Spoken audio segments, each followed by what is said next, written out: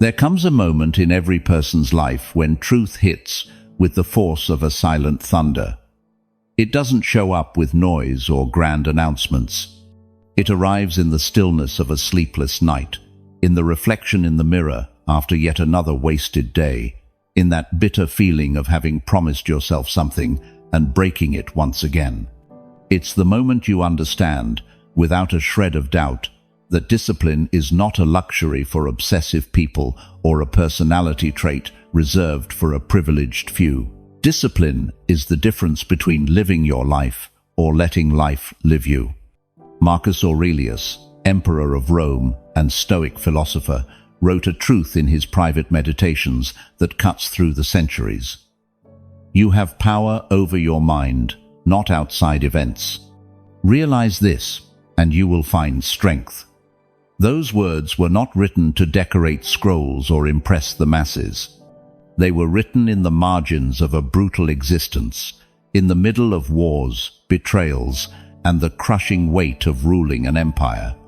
They were written by a man who understood that real strength is not found in perfect circumstances, but in the ability to forge an unbreakable character in the heart of any storm. This episode is not a collection of motivational tips that make you feel good for an hour and then you forget by tomorrow. It's not an emotional bandage or a pill of cheap optimism. This is a precise map, a philosophical architecture designed to build something far more valuable than temporary success, a disciplined character that can withstand time, crisis, temptation, and the relentless noise of the modern world. This is the plan to forge discipline in 12 phases, one for each month of the year ahead, guided by the unshakable principles of Stoicism. Discipline is not brute force. It's not waking up at 5 in the morning to run in freezing rain or punishing yourself with unsustainable routines that feed your ego but destroy your balance. Discipline is inner architecture. It is the ability to stay the course when motivation fades, when no one is watching, when the result is far away and temptation is close. It's the quiet virtue of doing what is right, even when you don't feel like it, even when there is no reward, even when no one ever finds out. Epictetus, born a slave and later becoming one of the most influential philosophers in history, reminded us of something essential. It's not things themselves that disturb men, but their opinions about those things. A lack of discipline is not the product of laziness or weak genes. It's the product of a mind that has never been trained in self-mastery. It comes from believing that emotional reactions are inevitable, that impulses are commands, and that circumstances define who you are. None of that is true. Everything can be trained. Everything can be transformed. The year that's starting will not be any different from the previous ones if you keep being the same person. You can change jobs, move to a new city, switch partners, adjust your diet, redesign your morning routine. But if you don't change on the inside, if you don't build a mental operating system grounded in firm principles, you will keep repeating the same self-destructive patterns with different disguises. Life doesn't improve by accident, it improves by design. And design begins with the conscious decision to forge discipline as if your life depended on it, because it does. Seneca, counselor to emperors and master of practical philosophy, wrote something that should be engraved in the mind of anyone who truly seeks transformation. It's not because things are difficult that we do not dare. It's because we do not dare that they are difficult. Discipline is not the prize you receive after you become strong. Discipline is the process through which you become strong. There are no shortcuts. There are no magic hacks.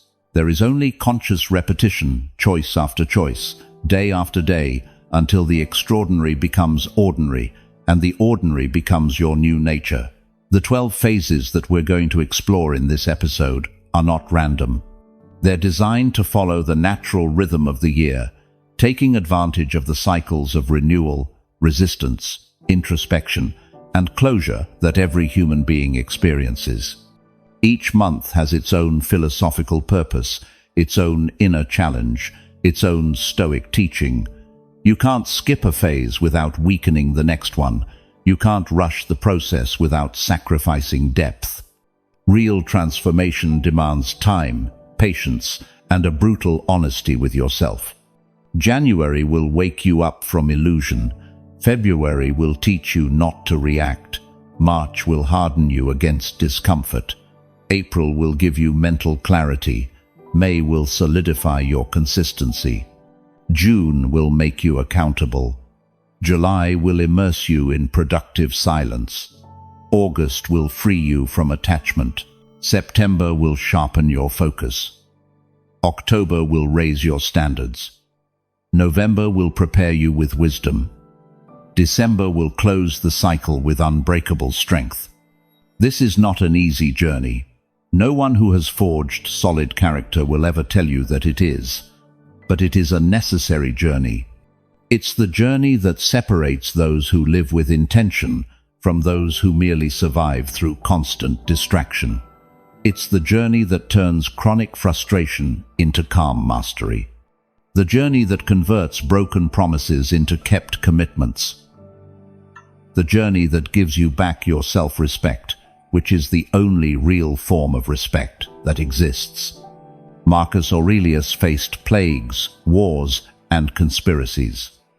Epictetus endured slavery and extreme adversity. Seneca moved through some of the most dangerous imperial courts in history.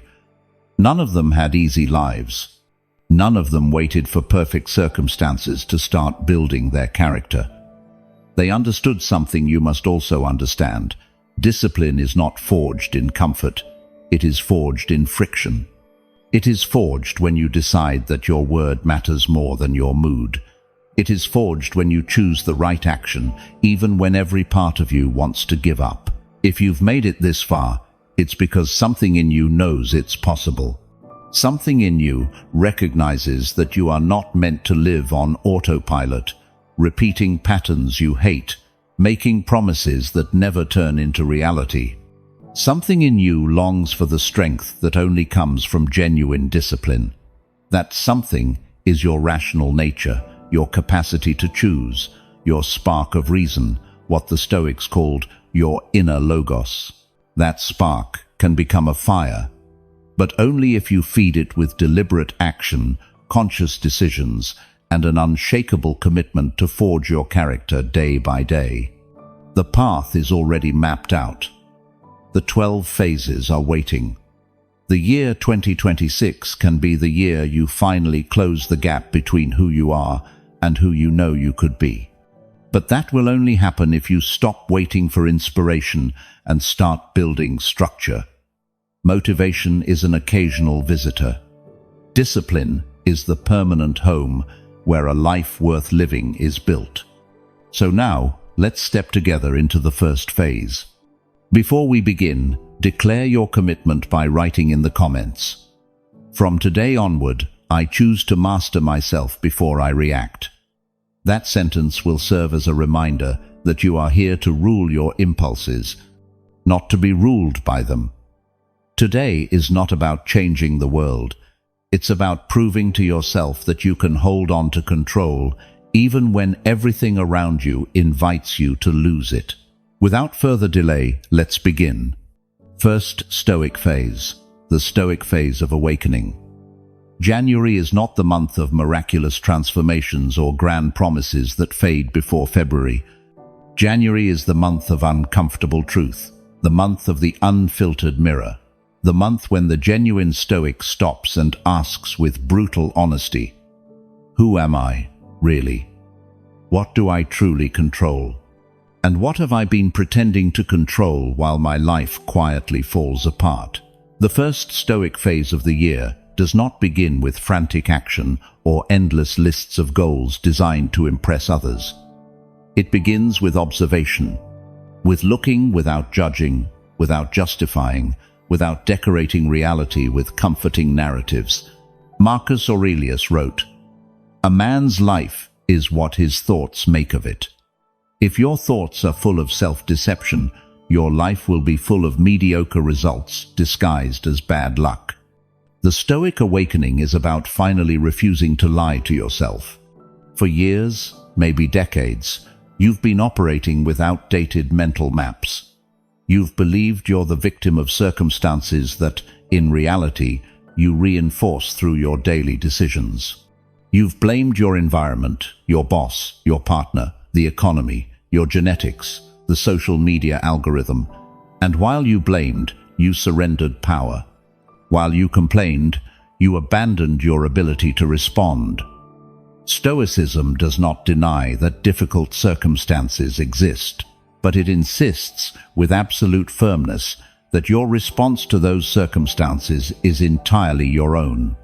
Epictetus taught his students a fundamental distinction that completely changes the way you experience reality. There are things that depend on you, and things that do not depend on you. What depends on you are your will, your judgments, your desires, your aversions, your effort, your attention. What does not depend on you is the body you have, the family you were born into, the opinions others have of you, the final outcomes of your actions, the weather, the global economy, death. Real freedom begins the moment you accept this distinction without negotiation. Most people live the other way around. They invest huge amounts of emotional energy worrying about what they do not control and completely ignore the only thing they truly do control, their inner response. They obsess over earning external approval while neglecting their inner integrity. They chase outcomes that depend on 1,000 uncontrollable variables while abandoning the only process that is completely in their hands, the cultivation of their character. January is the month to dismantle that absurd investment. It is the month to accept, with clear harshness, where you really stand, not where you would like to be. Not where you imagine you should be according to other people's expectations. Where you actually are. With your real habits, not the ones you plan to have. With your current results, not the ones you project. With your present discipline, not the one you fantasize about developing someday. This acceptance is not defeatist resignation. It is the strategic starting point for any genuine transformation. You cannot change what you refuse to recognize. You cannot improve what you constantly deny. Seneca expressed it with devastating clarity. Part of the cure is the wish to be cured. If you will not admit that you have a discipline problem, if you keep justifying your inconsistency with sophisticated excuses, you will never develop discipline. Healing begins with an honest diagnosis. During the first weeks of January, your only job is to observe. Observe your patterns without changing them yet. Observe when you give in to impulses. Observe what triggers your emotional reactions. Observe how you spend your time, your attention, your energy. Observe what promises you make to yourself and how many you actually keep. This conscious observation, free from the noise of guilt and the distraction of forced optimism, is the Stoic awakening. Awakening hurts. It hurts to see clearly how many times you've chosen comfort over growth. It hurts to recognize how many opportunities you've wasted while waiting for the perfect moment. It hurts to admit that much of your suffering does not come from the injustice of the world, but from your resistance to accepting reality as it is. But that pain is productive. That pain pulls you out of the comfortable sleep of denial and places you on the fertile ground of real possibility. Marcus Aurelius faced each morning by reminding himself of the difficulties he would encounter during the day. Unpleasant people, betrayals, frustrations. He didn't do this to depress himself, but to prepare his mind and avoid being caught off guard. This exercise of negative premeditation is not pessimism. It is strategic realism. It is the practice of seeing things as they may be, not as we wish they were, so you can respond from inner strength instead of emotional reactivity. In January, practice this exercise every morning. Before you check your phone, before you dive into digital noise, before you start reacting to the external world, take 5 minutes to ask yourself, what can I control today? What can I not control? Where will I focus my energy? Which unrealistic expectations do I need to let go of? Which Stoic principle will guide my decisions? This morning practice is not a mystical ritual, it is mental engineering. It is how you reprogram your internal operating system. The Stoic awakening also means facing an uncomfortable truth about motivation. Motivation is a temporary emotional state that comes and goes depending on external circumstances. Relying on motivation to sustain discipline is like building a house on sand. It holds while the weather is nice, but collapses at the first storm. Stoic discipline is not built on feeling motivated. It is built on commitment to principles that operate regardless of how you feel. When you truly understand this, you stop waiting for the day when you finally feel ready to change. You accept that you will never feel completely ready. You accept that discomfort is part of the process, not a sign that something is wrong. You accept that growth requires doing things you don't feel like doing, at times when you would rather not do them, because you have decided that your character matters more than your momentary comfort. Epictetus was a slave for much of his life. He could not control his physical freedom, his social position, or his damaged health, broken by mistreatment. But he discovered something no master could take away from him: his inner freedom. His ability to choose how to interpret his experience, how to respond to suffering, which values to cultivate in his own mind. That inner freedom, invisible yet indestructible, is the essence of Stoic power, and it is available to you right now, regardless of your external circumstances. The month of January ends with an essential question you must answer with total honesty. Are you willing to give up comfortable excuses in exchange for real results? Because you cannot have both. You cannot keep justifying your lack of discipline with elaborate stories about how hard your life is, and at the same time build the character that would allow you to overcome those difficulties. You have to choose. And January is the month of that choice. If you choose awakening, if you choose truth over comfort, if you choose to observe without judging and accept without resigning yourself, then you have taken the first real step toward genuine discipline. You have not yet changed all your habits. You have not magically transformed your life. But you have done something far more valuable. You have decided to stop lying to yourself. And that decision is the foundation on which everything else will be built. Second Stoic phase, the Stoic phase of self-control. February is the month when many people abandon their New Year's resolutions. The initial motivation has evaporated. Daily reality has returned with full force. And then the temptation appears to give up, to return to old patterns, to convince yourself that this year isn't the year either. But for the Stoic who woke up in January, February is not a month of surrender. It is the month of self-control, the month in which you learn the most important lesson of all. You do not have to react.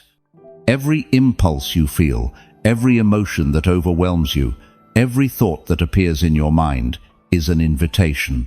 It is not an order. It is not an inevitable command. It is an invitation you can accept or decline. The difference between a disciplined person and a chaotic person is not the absence of impulses. It is the way they respond to those impulses. Stoic self-control is not about repressing your emotions with brute force. It is about observing them, understanding them, and consciously choosing how to respond. Marcus Aurelius wrote, "You have power over your mind, not outside events. That power becomes real in your ability to create a space between stimulus and response. Something happens. You feel an emotion. But before acting impulsively, you insert a conscious pause. Inside that pause lives your freedom. In that pause, you decide whether you act from your best self or your worst self. In that pause, you exercise self-control. Modern culture has trained you to react instantly. It has taught you that if you feel anger, you must express it immediately.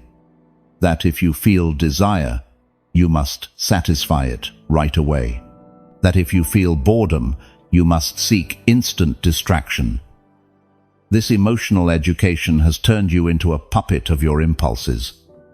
It is not really you who is making decisions. It is your passing emotions running your life. And as long as your emotions rule, you will never have discipline. Self-control does not mean denying your emotions or pretending they do not exist. It means recognizing them without becoming enslaved by them. Epictetus taught that destructive emotions arise from mistaken judgments about reality. You do not get angry simply because someone insulted you. You get angry because you judge that the insult diminishes your worth, that you should not be treated that way, that this person has no right. Change the judgment, and the emotion changes. Imagine someone insults you in a language you do not understand. The words leave their mouth with the same aggressive intention, but you do not react emotionally because you do not understand the meaning. The external stimulus is identical, but your internal response is entirely different. That shows something fundamental. It is not things themselves that disturb you, but your interpretation of them. And your interpretation can be trained, refined, transformed. February is the month to train that capacity for conscious interpretation. It is the month to practice the pause. It is the month to notice when an impulse arises and, instead of acting automatically, stop and ask yourself, is this really what I want to do? Does this reaction bring me closer to who I want to be, or push me further away? Am I acting from reason or from reactive emotion? What would my best version do in this situation? Self-control is strengthened through deliberate practice in small situations. Do not wait until a crisis hits to find out whether you have self-control. Train it every day in small decisions. When you feel the urge to check your phone while you are working, notice the impulse and consciously choose not to give in. When you feel like responding aggressively to a comment, notice the emotion and choose to respond calmly or not respond at all. When you feel the temptation to delay a difficult task, notice the resistance and choose to do it anyway. Every time you surrender to an impulse without questioning it, you weaken your self-control. Every time you insert a pause and choose consciously, you strengthen it. It is like a muscle that develops with repetition. At the beginning, it is hard. It demands conscious effort. But over time, self-control becomes your default response. You no longer have to fight yourself constantly because you have reprogrammed your internal operating system. Seneca noticed something profound about the nature of self-control. It is easier to exclude harmful emotions than to rule them, and to deny them admission than to control them after they have been admitted. In other words, it is more effective to avoid situations that trigger your worst impulses than to try to dominate those impulses once they are already active. If you know that checking social media at night ruins your sleep, do not rely on your willpower to stop. Simply do not bring your phone into the bedroom. This principle is called environmental design, and it is a powerful tool of Stoic self-control. You do not have to rely solely on your willpower, which is a limited resource. You can structure your environment so that the right decisions become easier and the wrong decisions become harder. Remove unnecessary temptations. Reduce friction for positive habits. Increase friction for negative habits. But environmental design alone is not enough. There will always be moments when you face temptation, distraction, and destructive impulses. In those moments, you need genuine inner self-control. And that self-control is built through the practice of Stoic mindfulness. observing your thoughts and emotions without fully identifying with them. You are not your anger. You are not your anxiety. You are not your impulse. You are the awareness that observes those inner experiences and can choose how to respond. Marcus Aurelius practiced this constantly. In the middle of the pressures of the empire, he reminded himself, "Things do not touch the soul. They remain outside, unmoving. Disturbances come only from within, from our own opinions." When he felt frustration because things were not going according to plan, he reminded himself that his inner peace did not depend on the world conforming to his wishes.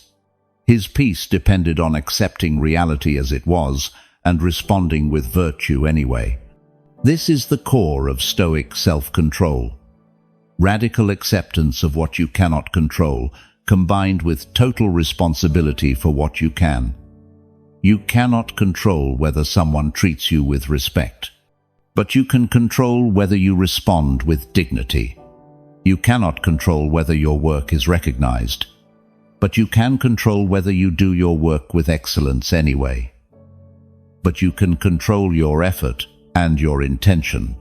During February, practice identifying 3 categories of experiences in your daily life: things that are completely under your control, things that are not under your control at all, and things that are partially under your control. Invest your emotional energy only in the first category. Accept the second category without resistance.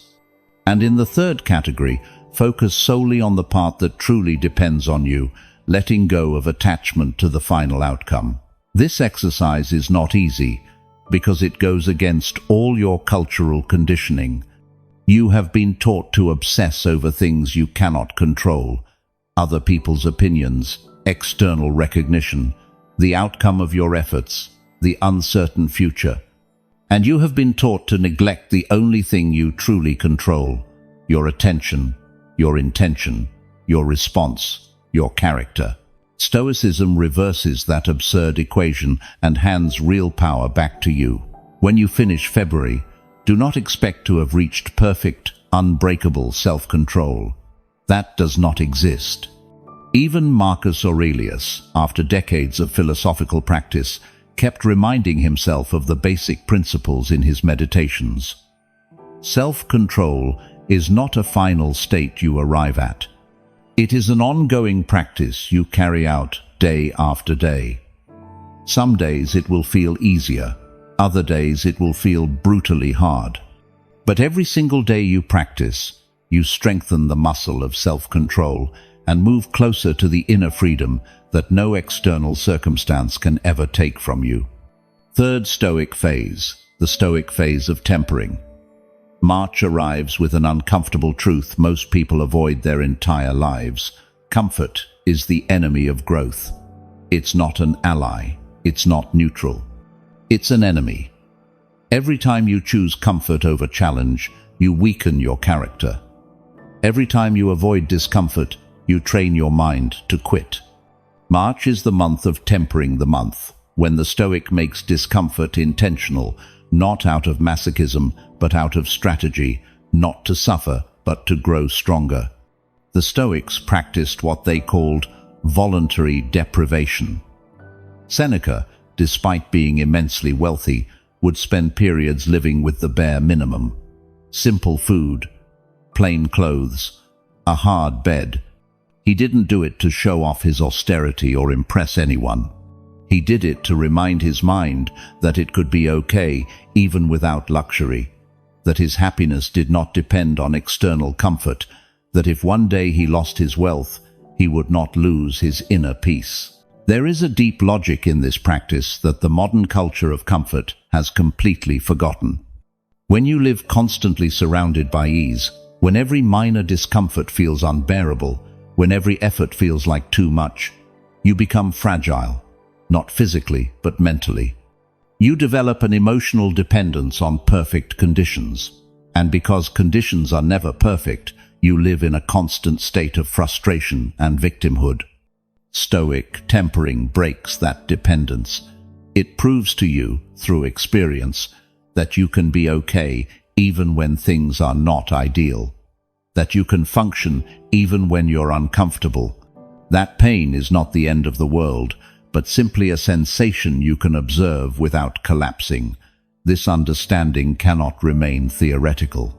It must become visceral, lived, felt, and tested in your own body and mind through deliberate practice. Marcus Aurelius wrote, "Remember that pain is neither unbearable nor unending, if you keep in mind its limits and don't add to it in your imagination." Most human suffering does not come from pain itself, but from mental resistance to pain. It's not the cold that makes you miserable. It's your judgment that you shouldn't be cold, that the cold is terrible, that you can't stand it. When you change that judgment, when you accept cold as a neutral sensation you can experience without drama, the suffering drops dramatically. March is the month to practice that acceptance through gradual, deliberate exposure to controlled discomfort. This is not about seeking unnecessary suffering or glorifying pain. It's about intentionally expanding your comfort zone so that when life inevitably presents you with unplanned hardships, you have the mental capacity to hold them without collapsing. There are many ways to train tempering. You can engage in physical exercise that pushes you past your comfort zone. Running when you don't feel like it, lifting weights until you reach real fatigue, training in uncomfortable weather. You can practice intermittent fasting or eat simpler meals to remind yourself you don't need to be constantly full. You can take cold showers in the morning to train your mind to accept discomfort without dramatic reaction. You can spend time in silence without digital distractions, facing boredom without immediately escaping. None of these practices are valuable in themselves. Their value lies in what they build inside you. The ability to hold discomfort without giving up. The visceral understanding that you can function even when it's not pleasant. The confidence that your well-being does not depend on perfect external conditions. That ability, that understanding, that confidence, that is the essence of Stoic tempering. Epictetus taught that we should see difficulties as training opportunities. When you face a challenge, when something doesn't go the way you expected, when you feel discomfort, don't ask, "Why is this happening to me?" Ask instead, "What is this for? What virtue can I strengthen through this experience? What is reality trying to teach me?" This reframing turns every obstacle into fuel for your growth. The classic Stoic metaphor is fire and fuel. Fire does not go out when you throw wood into it. On the contrary, the wood becomes more fire. The Stoic with tempering is not weakened by difficulties.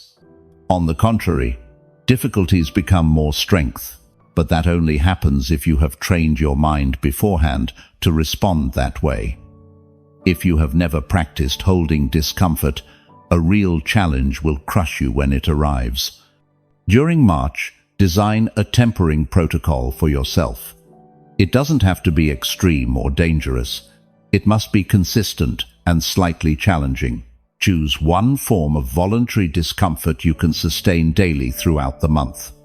It could be demanding exercise, cold exposure, intermittent fasting, longer meditation, or working on your hardest task without distraction. The specific practice matters less than your consistency and intention. Every day you complete your discomfort practice, you reinforce an inner message. I can do hard things. I don't need everything to feel good in order to function. My discipline does not depend on my mood. That message, repeated daily through concrete action, rewires your identity. You stop seeing yourself as someone who needs constant comfort and start seeing yourself as someone capable of holding challenges. Seneca practiced a powerful mental exercise. He regularly imagined losing everything he valued, not to depress himself, but to prepare emotionally and remind himself that his inner peace did not depend on external possessions. He imagined losing his wealth, his social standing, his health. And he asked himself, if this happened, Could I still maintain my virtue? Could I still act with integrity? This kind of premeditation doesn't create anxiety. It creates preparedness and freedom from attachment. You can adapt this exercise to your own life. Identify the comforts you are emotionally attached to. Your phone, your soft bed, your perfect morning routine, your favorite coffee, your evening entertainment. Then, deliberately, spend short, controlled periods without those comforts. Not forever, just long enough to prove to your mind that you can be okay without them. This doesn't turn you into an ascetic. It turns you into someone free, someone whose peace is not held hostage by external circumstances. Stoic tempering also includes strengthening your emotional resilience in socially uncomfortable situations. Practice saying no when you would normally say yes, just to avoid conflict. Practice expressing your real opinion when you would usually stay quiet out of fear of rejection. Practice holding your boundaries when you would usually give in out of discomfort. Each of these micro-actions builds your capacity to hold social tension without collapsing in search of approval. By the end of March, you will have developed something invaluable. A visceral understanding that you are stronger than you thought, that you can hold more than you imagined. That discomfort is not a sign something is wrong, but a natural part of growth. This understanding is not arrogance. It's realistic confidence built on concrete evidence. You've proven, through repeated action, that you can do difficult things even when you don't feel like it. And that proof changes everything. Fourth Stoic phase of clarity. April arrives with a question most people avoid answering honestly. What do you really want? Not what you think you should want. Not what others expect you to want. Not what social media has convinced you to desire. What do you want you, from your most authentic core, from your clearest reason, from your most genuine nature? Without clarity on this fundamental question, all your discipline is architecture built on sand. You can be productive, you can be constant, but you'll be running in the wrong direction. Stoic clarity is not a motivational visualization exercise, nor a fantasy about your ideal life. It is a rigorous process of rational examination that distinguishes between genuine desires and implanted desires, between valuable goals and empty goals, between what really matters and what just shines. Marcus Aurelius wrote, "Confine yourself to the present, but before confining them, you must make sure your thoughts are focused on the right thing." Discipline without direction is wasted effort. The fundamental problem of the modern world is not lack of information. It is excess noise. 1,000 voices tell you what you should value, how you should live, what you should pursue. Influencers selling lifestyles, advertising designing your desires, algorithms reinforcing your biases. In the middle of that deafening noise, your inner voice, your authentic reason, drowns. April is the month to recover that voice. It is the month to create mental space for clarity to emerge from silence. Seneca observed something profound about the nature of human goals. There is no favorable wind for the sailor who does not know to what port he is heading. You can work tirelessly. You can be extraordinarily disciplined. You can sacrifice years of your life chasing something. But if that something is not aligned with your fundamental values, if it does not contribute to your virtue, if it does not bring you closer to who you really want to be, then all that effort is sailing without a port. Movement without purpose. Activity without meaning. The first task of April is to take inventory of your real priorities, not declared, but demonstrated. Not what you say you value, but how you actually spend your time, your money, your attention, your energy. Because there lies the truth. If you say you value health but spend 4 hours daily on social media and 0 minutes exercising, your real priority is not health. If you say you value growth but never read, never reflect, never challenge yourself intellectually, your real priority is not growth. Clarity begins with brutal honesty about the distance between your declared values and your demonstrated behavior. This honesty hurts. It hurts to recognize that you have been pursuing goals that do not really matter to you only because they look good in your social narrative. It hurts to admit that you have invested years in a direction that does not lead you anywhere significant. It hurts to accept that much of your frantic activity is simply a sophisticated way to avoid the essential question, what life would be worth living? But that pain is necessary. That pain is the price of clarity. The Stoics had a fundamental practice for cultivating clarity: the daily examination. Seneca recommended reviewing each night the actions of the day, not to punish himself but to learn. Did I act according to my principles? Where did I give in to impulses that go against my values? What could I do better tomorrow? This exercise is not self-punishment. It is precision engineering applied to your character. It is the way you close the gap between who you are and who you want to be through daily conscious adjustments. During April, implement this daily examination. Dedicate 10 minutes each night to reviewing your day with 3 questions. In what did I use my time today? Are those activities aligned with my fundamental values? What specific adjustment will I make tomorrow? Do not write long paragraphs. Write concrete, specific, actionable answers. This exercise, practiced consistently for 30 days, will give you more clarity about your life than years of motivational reading. Clarity also requires simplification. Epictetus taught that real freedom comes from reducing your desires, not from multiplying your possessions. The more things you believe you need to be happy, the more vulnerable you are to external circumstances. The more goals you pursue simultaneously, the more scattered your energy is. The person with 1,000 superficial goals achieves less than the person with 3 deep priorities. April is the month to brutally prune your list of goals. You cannot pursue everything at the same time. You cannot be excellent in 1,000 areas. You do not have unlimited discipline because your time and energy are limited. Identify 3 fundamental priorities for this year. Only 3. Everything else is secondary or must be eliminated.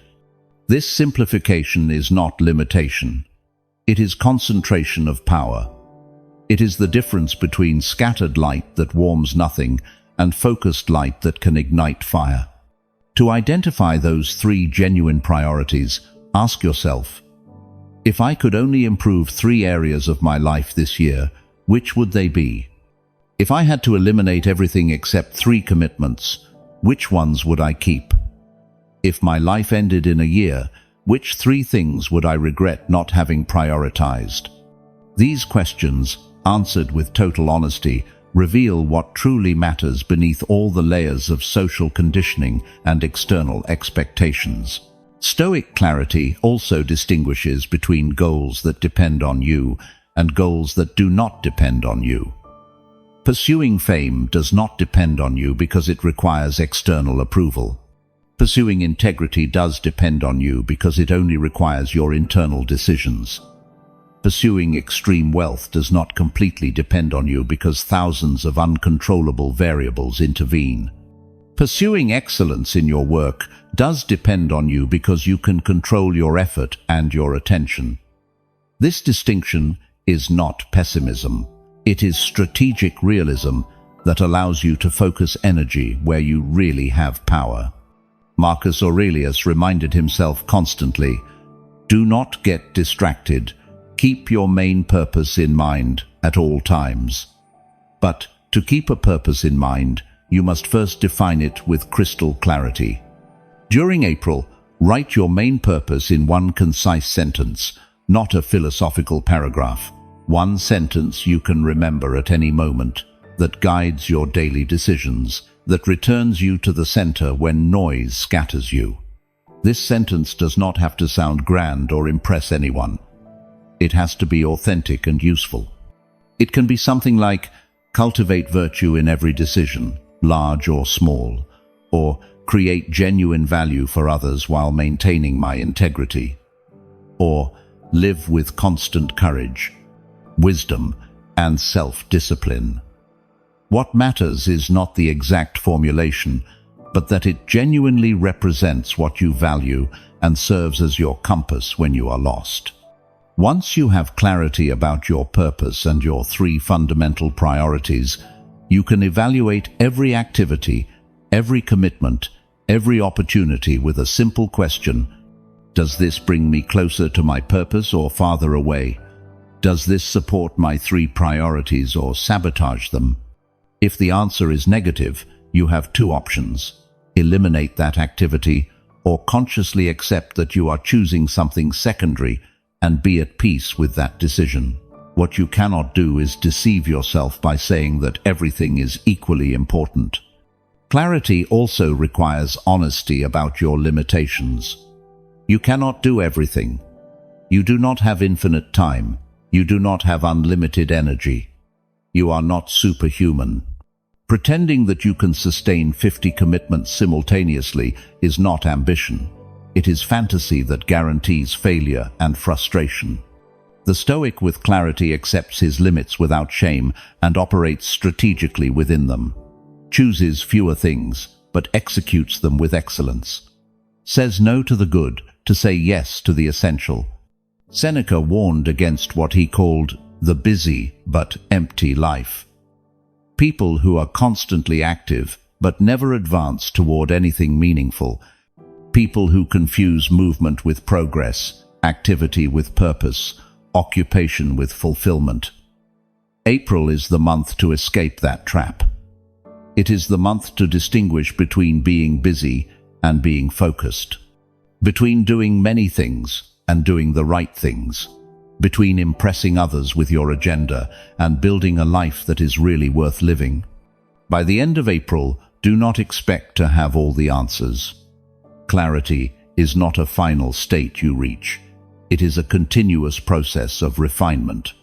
But if you have done the honest work of this month, you will have something invaluable, a clear map of where you are going, why you are going there, and which principles will guide your journey. With that map, your discipline stops being blind effort and becomes precise navigation. Every action has context, every decision has purpose, every sacrifice has meaning.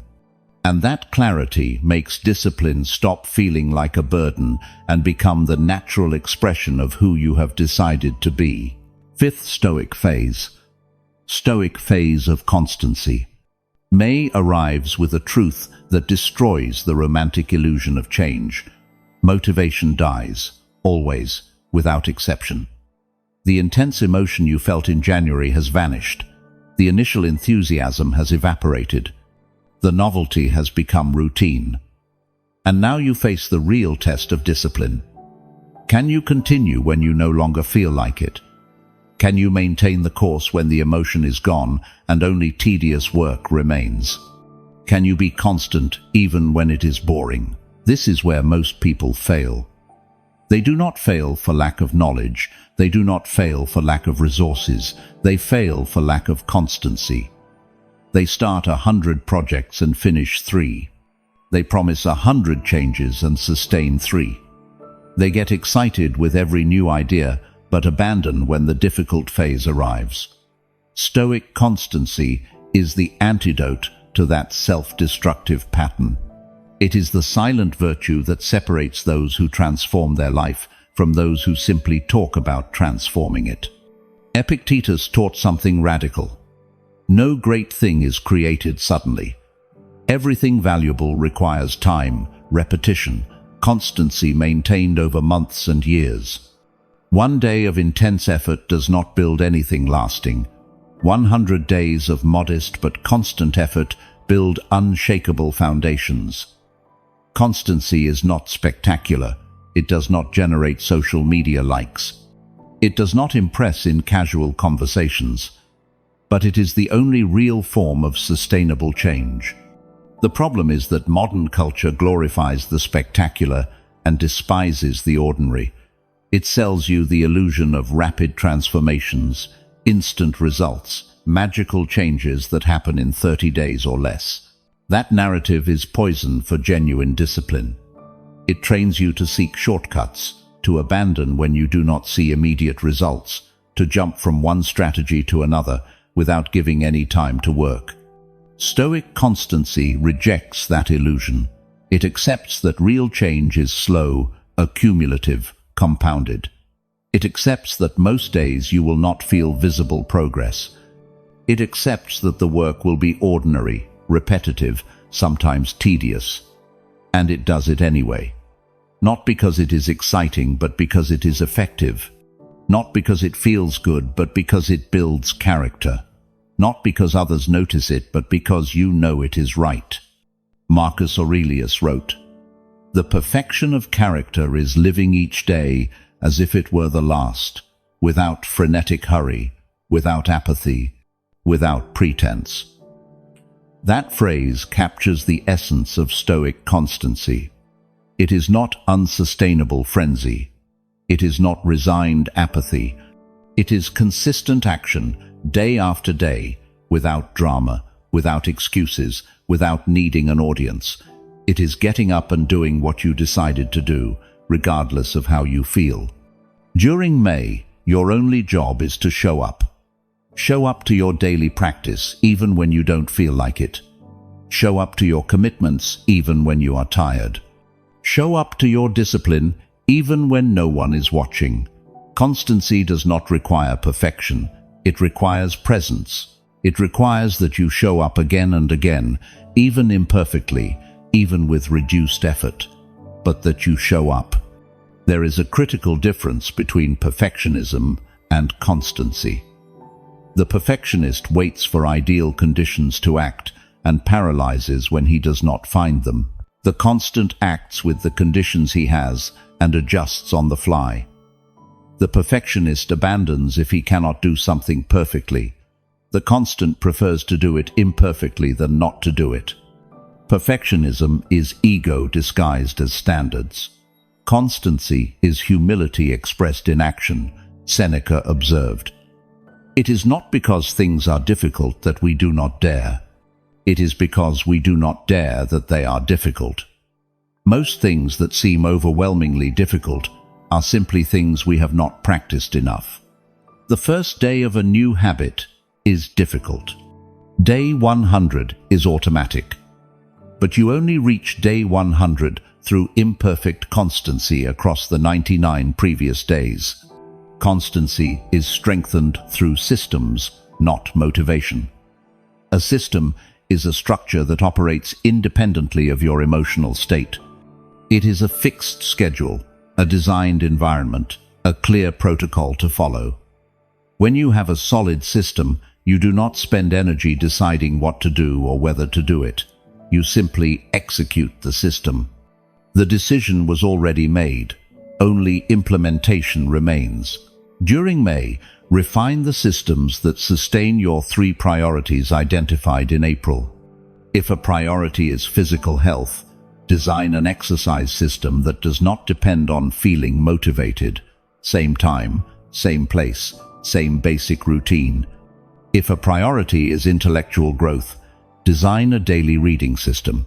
Same moment, same space, same minimum number of pages. The specific details matter less than the structural consistency. A powerful principle for maintaining constancy is the minimum viable rule. On difficult days, when your energy is low or your circumstances are chaotic, do not try to maintain the full standard. Maintain the absolute minimum that preserves the habit. If you normally train for an hour, train for 10 minutes. If you normally read 30 pages, read 3. If you normally write 1,000 words, write 100. What matters is not the volume. It is not breaking the chain of constancy. This strategy prevents the self-destructive all-or-nothing pattern. If I cannot do it perfectly, better not do it. That thought kills more discipline than anything else. Stoic constancy operates with tactical flexibility within inflexible strategic commitment. The commitment is non-negotiable. You show up. The execution is adaptable. You do what you can with the conditions you have. Epictetus used a powerful metaphor: the athlete who trains for the Olympic Games. Not all training days are spectacular. Most are ordinary, repetitive, without visible progress. But each ordinary training day builds the capacity that will manifest in the competition. Constancy in the ordinary is what makes the extraordinary possible when it matters. Your life is not defined by exceptional days. It is defined by ordinary days, repeated consistently over years. If you have an exceptional productivity day every 3 months, but the rest are chaotic, you build nothing sustainable. If you have ordinary days of modest but constant effort, you build mountains through patient accumulation. Marcus Aurelius faced unimaginable daily pressures, managing an empire, directing armies, resolving political conflicts, handling constant crises. Not every day did he feel inspired. Not every day did he have perfect clarity. Not every day was his health optimal. But every day he showed up and did his work with the best integrity he could at that moment. That constancy, maintained for decades, is what made him one of the most respected leaders in history. You are not managing an empire, but you are managing your life, which is the only thing you truly own. And the way you manage your life, day after day, in the ordinary and the invisible, determines who you become and what you build. Constancy is not glamorous, but it is effective.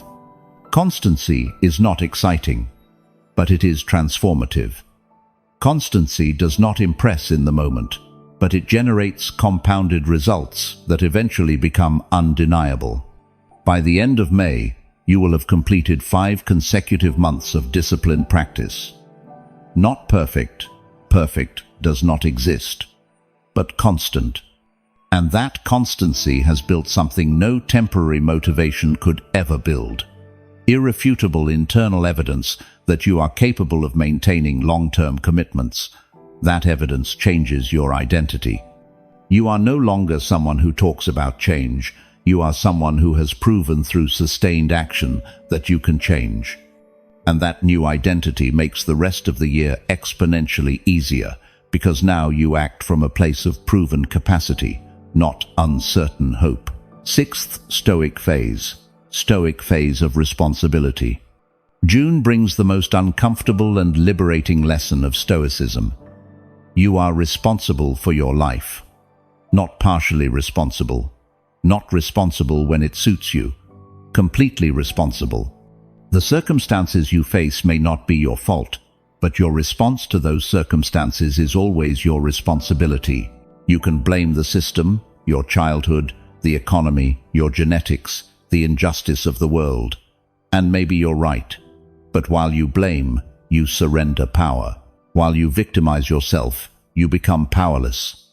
Stoic responsibility is not a moral burden, it is a declaration of power. It is saying, regardless of how I got here, regardless of whose fault it was, from this moment I choose to be responsible for where I go.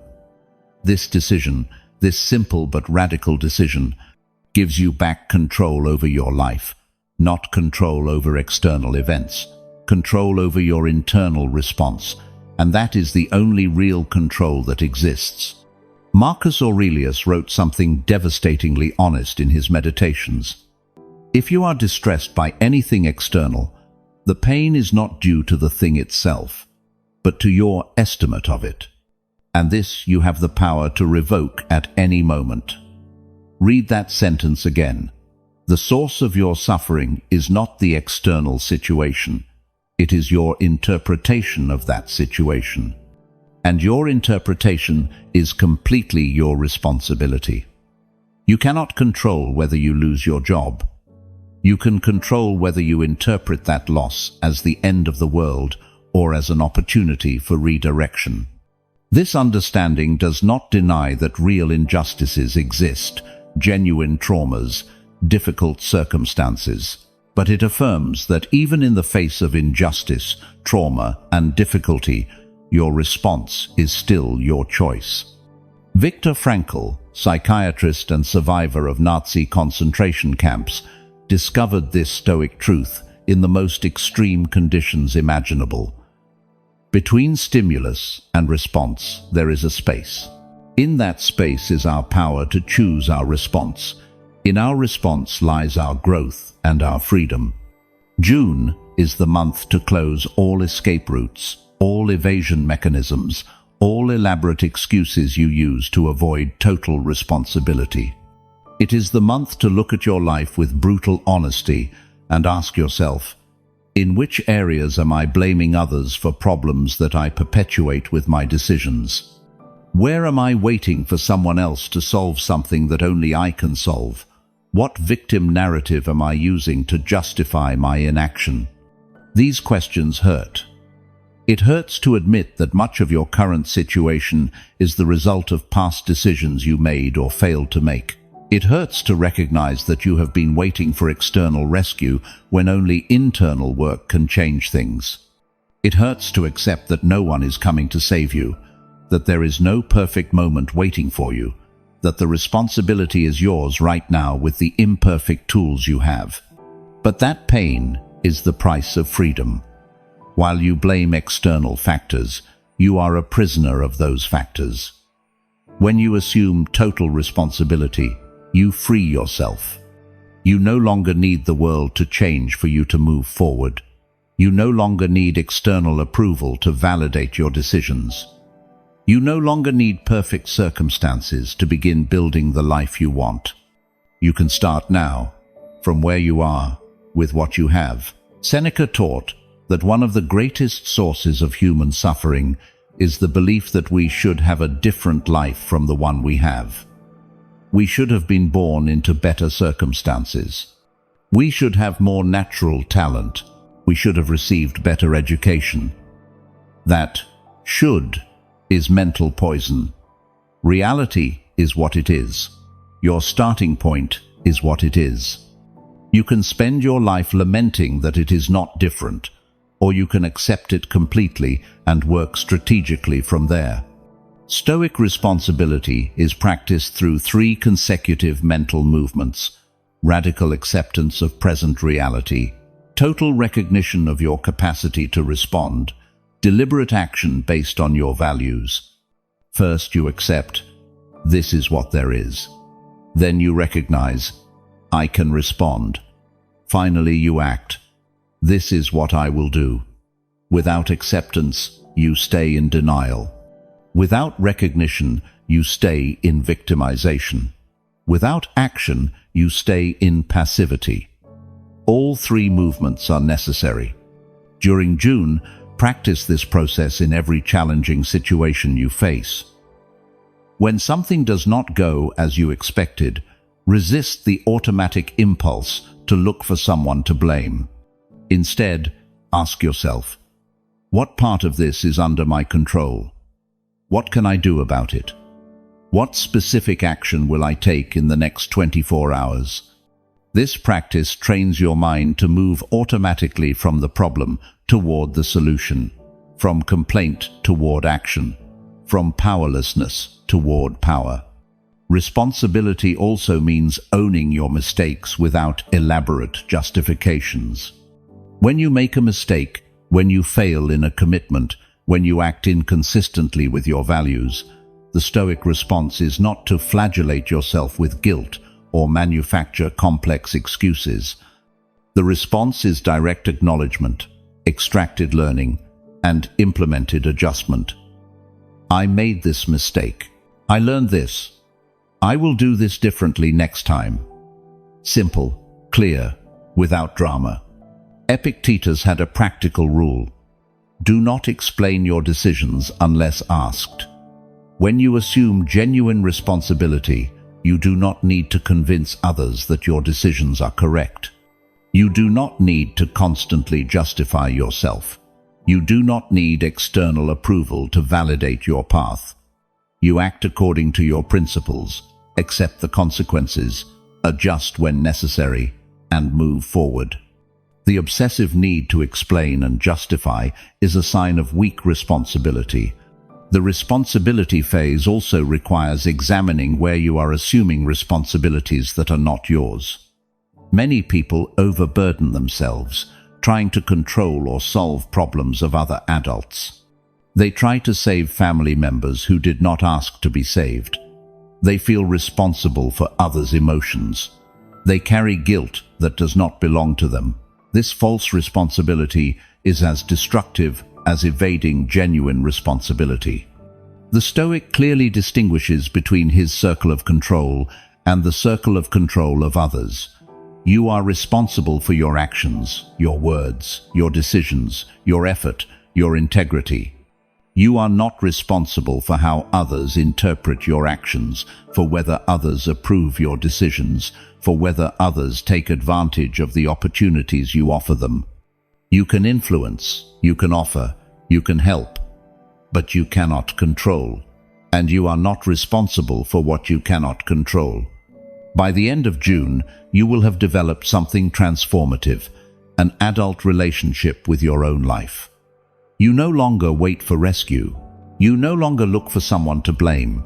You no longer need others to validate your decisions. You simply observe your situation with clarity, recognize your capacity to respond, and act according to your principles. This stance is not arrogance, it is maturity. It is the difference between living as a reactive victim and living as a conscious agent of your own existence. Seventh Stoic phase. Stoic phase of silence.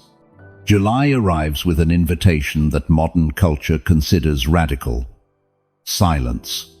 Not the forced silence of someone who has nothing to say, but the strategic silence of someone who has understood that external validation is an addictive drug that weakens character.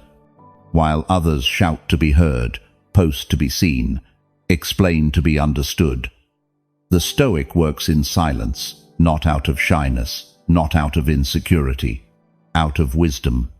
Because he has understood that external noise distracts from internal work, and that the need for an audience contaminates the purity of action.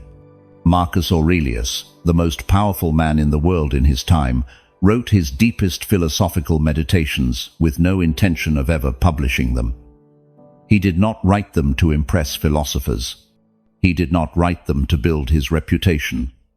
He wrote them for himself, in silence, as a tool for mental clarity and character strengthening. That is the essence of Stoic work, done privately, without need for witnesses, without seeking applause, without expectation of recognition. Contemporary culture operates with inverted logic. If you do not document it, it did not happen. If you do not share it, it does not count. If you do not receive likes, it has no value. This logic is poison for genuine discipline. It trains you to act for external rewards instead of internal satisfaction. It turns you into an addict to the dopamine of social approval. It makes you dependent on external validation to feel that your efforts have value. And that dependence robs you of the most important power, the capacity to derive meaning from your internal integrity. Epictetus taught something that sounds counterintuitive in the age of social media. If you want to improve, be content to be thought foolish and stupid. The constant worry about how others perceive you distracts your attention from the only work that matters, improving yourself. Every moment you spend composing the public version of your life is a moment you are not actually living your life. Every time you act thinking about how it will look externally, you contaminate the action with vanity. July is the month to practice productive silence. It is the month to do without announcing, to improve without proclaiming, to achieve without publicly celebrating, to work without an audience. This practice is not false humility. It is liberation from the neurotic need for external validation. It is training to derive satisfaction from the process itself, not from others' reaction to the process. It is building identity based on consistent action, not social narrative. During July, establish a radical rule. Do not share publicly any progress in your 3 fundamental priorities. Do not post photos of your training. Do not announce your professional achievements. Do not document your new habits. Simply do them. In silence, without witnesses, without needing applause. This practice will reveal something uncomfortable. How much of your motivation came from anticipation of external recognition instead of genuine internal commitment? Stoic silence does not mean social isolation or rejection of all communication. It means being selective and strategic with your voice. It means not wasting words on unnecessary explanations, elaborate justifications, defenses of your decisions to people who did not question them. Seneca wrote, "We are all bold in words, but weak in action." The Stoic inverts that equation. Few words, much action. Fewer promises, more fulfillment. Silence in planning, results in execution. There is a direct relationship between talking about your plans and not executing them. When you publicly announce an intention, your brain receives a burst of social satisfaction that partially simulates the satisfaction of having achieved it. That simulation reduces your motivation to do the real work. Studies in psychology confirm it. People who keep their goals private have a higher probability of reaching them than those who announce them publicly. Silence protects your energy and keeps your internal motivation intact. Marcus Aurelius constantly reminded himself, "Discard your thirst for opinion. Ignore what others say, do, or think." Not because others' opinion is irrelevant in all contexts, but because obsession with others' opinion makes you a slave to external judgments. You live to impress instead of living with integrity. You act to generate reaction instead of acting from principles. Your life becomes constant performance instead of authentic expression. Silence also applies to your internal struggles. Most people share their difficulties seeking compassion, understanding, or excuse not to act. The Stoic does not hide his difficulties out of pride, but out of strategy. He knows that constantly sharing your struggles reinforces the identity of person who struggles, instead of reinforcing the identity of person who overcomes. Every time you publicly define yourself by your problems, you strengthen those problems. Every time you operate in silence while working on solutions, you strengthen your capacity for resolution. Epictetus had a powerful exercise. For prolonged periods, he spoke only when strictly necessary. He did not participate in gossip. He did not offer unsolicited opinions. He did not get involved in unnecessary debates. This practice did not make him antisocial. It made him conscious of the value of his words. It trained him to speak only when he had something genuinely valuable to contribute. It freed him from the compulsion to fill every silence with noise. You can adapt this exercise to your life. During July, practice verbal minimalism.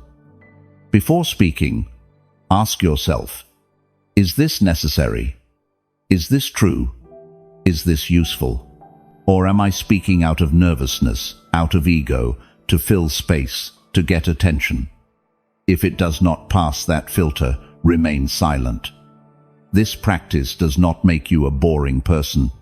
It makes you a person with weight. When you finally speak, your words have value because they are not diluted by constant noise. The silence of work without publicity also develops something invaluable: genuine internal confidence. When you work in silence for months and see real progress that no one else knows about, you build a private relationship with yourself based on concrete evidence. You no longer need to convince others of your capacity because you know with internal certainty what you are capable of. That quiet certainty is infinitely more powerful than any noisy external validation. Seneca observed that the most insecure people are those who talk most about their achievements. They need constant recognition because their sense of value depends completely on others' opinion. The Stoic with cultivated silence does not need that crutch. His value does not fluctuate according to who recognizes or ignores him. His value is anchored in his internal integrity, in his consistent effort, in the private knowledge that he is living according to his principles, regardless of who observes. Silence also protects your strategies. When you constantly share your plans, methods, and approaches, you expose them to premature criticism from people who do not have complete context. You receive unsolicited opinions that generate unnecessary doubts. You open your processes to external interference before they have matured. The Stoic works in silence until the results speak for themselves. Then he does not need to explain. The results explain. During July, also observe how much of your time and mental energy is consumed worrying about how others perceive you. How many decisions you make thinking about impressing. How many actions you perform expecting recognition. How much anxiety you generate anticipating others' judgments. All that energy expenditure is pure waste. It is energy you could invest in real improvement, but waste on image management. Marcus Aurelius wrote something liberating. Soon they will forget everything. Soon everyone will forget you. He did not write it with pessimism, but with realism. Even historically important people are eventually forgotten. Your mistakes, your successes, your embarrassing moments, your proud achievements, everything will be forgotten. So why live as if you were constantly on a stage? Why act as if every decision were evaluated by an eternal audience? No one is watching as closely as you think, and those who watch will eventually look away. This understanding is not depressing. It is liberating. It frees you to act according to your principles without the paralyzing burden of worry about others' opinion. It frees you to fail without drama. It frees you to experiment without fear of judgment. It frees you to be ordinary in your process while building extraordinary results.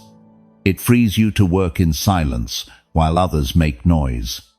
By the end of July, you will have experienced something profound. The difference between external motivation and internal motivation. External is noisy, fluctuating, dependent on audience. Internal is silent, stable, self-sufficient. External makes you vulnerable to every change in others' opinion. Internal makes you unbreakable because it does not depend on external factors. July does not turn you into an antisocial hermit. It turns you into a person with a solid internal center who does not need constant validation to maintain his course. 8th Stoic phase of detachment. August brings one of the most counterintuitive and liberating teachings of Stoicism: detachment. Not the cold detachment of someone who feels nothing, not the defensive cynicism of someone who has been hurt and now protects himself with indifference. Stoic detachment is something much more sophisticated: the capacity to value deeply without depending emotionally, to love without clinging, to strive maximally without your inner peace depending on the outcome.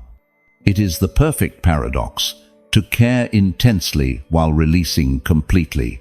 Marcus Aurelius lost children, faced betrayals, saw his plans destroyed by uncontrollable circumstances. But in his meditations he wrote, "To lose life is not loss of living." What he meant is that suffering does not come from the events themselves, but from our attachment to things being different from how they are. You can experience loss without destroying yourself internally. You can face failure without collapsing emotionally, but only if you have cultivated Stoic detachment. Attachment is the root of almost all unnecessary suffering. You attach yourself to your plan working exactly as you designed it. You attach yourself to people behaving as you expect. You attach yourself to your efforts generating the results you desire.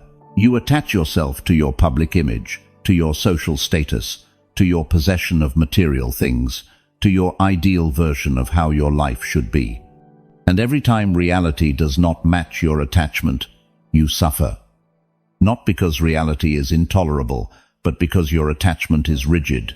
Epictetus used a simple but devastating metaphor. When you travel by ship, the ship docks, and you can get off to explore the coast. But if you take too long, the ship leaves without you. The Stoic explores the coast, enjoys the experience, but always keeps attention on the vessel. He is present in the experience, without forgetting that it is temporary. That is how we must relate to everything in life. Enjoy fully while remembering that nothing is permanent, that everything can end at any moment, that no external possession is truly ours. August is the month to identify your destructive attachments and begin the gradual process of releasing them. It is not about stopping valuing what matters. It is about stopping depending emotionally on what you value, remaining intact forever. It is about loving people without the illusion that you will never lose them. It is about pursuing goals without the belief that your value as a person depends on reaching them. It is about enjoying possessions without the anxiety that your happiness will collapse if you lose them. Seneca regularly practiced a detachment exercise. He visualized the loss of everything he valued. Not to torture himself, but to prepare his mind and remind himself that his inner peace did not depend on external circumstances. He imagined losing his wealth, his position, his health. He asked himself, if this disappeared tomorrow, could I maintain my virtue? Could I continue acting with integrity? Could I find peace even in that loss? This practice does not generate anxiety. It generates freedom. During August, practice this exercise weekly. Identify something you value deeply. A relationship, a job, a possession, a goal, a physical capacity, your current health. Then imagine losing it. Not with emotional drama, but with philosophical curiosity. If you lost it, what would remain? What part of you would stay intact? What internal resources would you have to respond? This visualization does not prepare you for the worst scenario. It reminds you that you are more than your external circumstances. Stoic detachment is not passive resignation. It is active acceptance. It is the difference between saying, I don't care about the outcome, and saying, I will strive maximally without my peace depending on the outcome. The Stoic does not renounce his goals. He works intensely toward them. But he understands that there are 1,000 uncontrollable variables between his effort and the final result. He completely controls his effort. He completely accepts that the result does not depend only on him. This principle applies powerfully to human relationships. You can love deeply without the illusion that you control the other person. You can value a friendship without the expectation that it will last forever in the same form. You can care for your family without the belief that you have absolute power over their well-being. Stoic love is love without possession. It is love that respects the autonomy of the other. It is love that accepts that all relationships are temporary and that each shared moment is a gift, not a right. Marcus Aurelius wrote something beautiful about impermanence. Everything is ephemeral, both the one who remembers and what is remembered. Every experience you have, every achievement you reach, every loss you suffer will eventually be forgotten.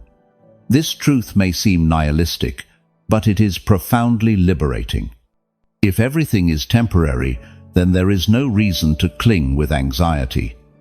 If everything will change eventually, then you can enjoy the present without the weight of trying to freeze time. Detachment also applies to your self-image. Most people build a rigid identity based on roles, achievements, characteristics. I am this type of person. I do these things. I have these qualities. But that rigid identity generates suffering when life forces you to change. You lose a job, and your professional identity collapses. A relationship ends, and your identity as a partner collapses. You age, and your physical identity collapses. The Stoic maintains fluid identity centered only on the essential. I am someone who seeks to live with virtue. Everything else is accessory. Epictetus taught that we must distinguish between what is ours and what is simply with us temporarily. Your body is not really yours. It was given to you at birth and will be taken from you in death. Your reputation is not really yours. It depends completely on others' opinions that you do not control. Your possessions are not really yours. They can be destroyed, stolen, lost at any moment. The only thing genuinely yours is your capacity for choice, your faculty of judgment, your character, that no one can take from you. During August, practice detachment from outcomes in your 3 fundamental priorities. If a priority is physical health, commit completely to training and nutrition, but release attachment to your body responding exactly as you expect. If a priority is professional growth, give your best effort at work, but release attachment to others, recognizing that effort. If a priority is intellectual development, study with dedication, but release attachment to seeing yourself as the wisest person or having all the answers. Detachment becomes easier when you understand the difference between process and result. You have total control over your process. You do not have total control over the result. The Stoic invests his identity and peace in the process, not the result. He defines himself by his consistent effort, not his variable achievements. He derives satisfaction from acting with excellence, not from obtaining external rewards. This investment makes him invulnerable to external circumstances. Seneca observed something profound about the nature of detachment. We must be indifferent to the objects of desire, but not indifferent to life itself. Stoic detachment does not turn you into an emotional zombie. It allows you to feel fully without being enslaved by your feelings. It allows you to desire without being destroyed if you do not get what you desire. It allows you to experience loss without losing your internal center. It is the perfect paradox, to feel everything while clinging to nothing. By the end of August, do not expect to have reached perfect detachment. Detachment is a lifelong practice, not a final state. But you will have taken significant steps toward internal freedom. You will have begun to notice when you anxiously cling to results outside your control. You will have experienced moments of letting go and the peace that comes with that release. You will have understood that you can care deeply without destructive emotional dependence. And that understanding fundamentally changes how you experience life. 9th Stoic phase. Stoic. Phase of focus. September arrives with an uncomfortable truth about modern productivity. Most activity is distraction disguised as work. You're busy all day but don't advance in what really matters. You respond to 50 messages but don't complete the critical project. You attend 10 meetings but generate no tangible results. You consume tons of information but produce nothing valuable. The problem is not lack of effort, it's lack of focus. And without focus, discipline is only chaotic movement that generates exhaustion without real progress. Marcus Aurelius wrote something that should be engraved in the mind of every person seeking effectiveness. Do not be distracted. Keep your main purpose in mind at all times and let it direct all your actions. The problem is that most people don't have a clear main purpose. They have 50 simultaneous priorities constantly competing for attention, and when everything is a priority, nothing is a priority. The result is perpetual fragmentation, scattered attention, diluted energy.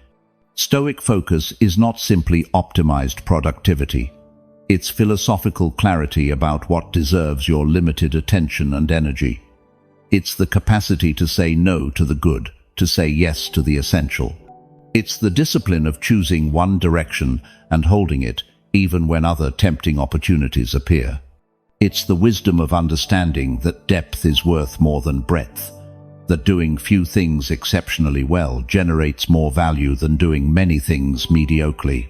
Epictetus taught that we must choose our field of action carefully and then commit completely to it. If you want to be a good reader, read. If you want to be a good writer, write. If you want to be virtuous, practice virtue. It sounds obvious, but most people do the opposite. They want to be writers, but spend hours reading about writing without writing. They want to be fit, but spend time looking for the perfect program without training. They want to be successful, but scatter energy in 1,000 directions without mastering anything.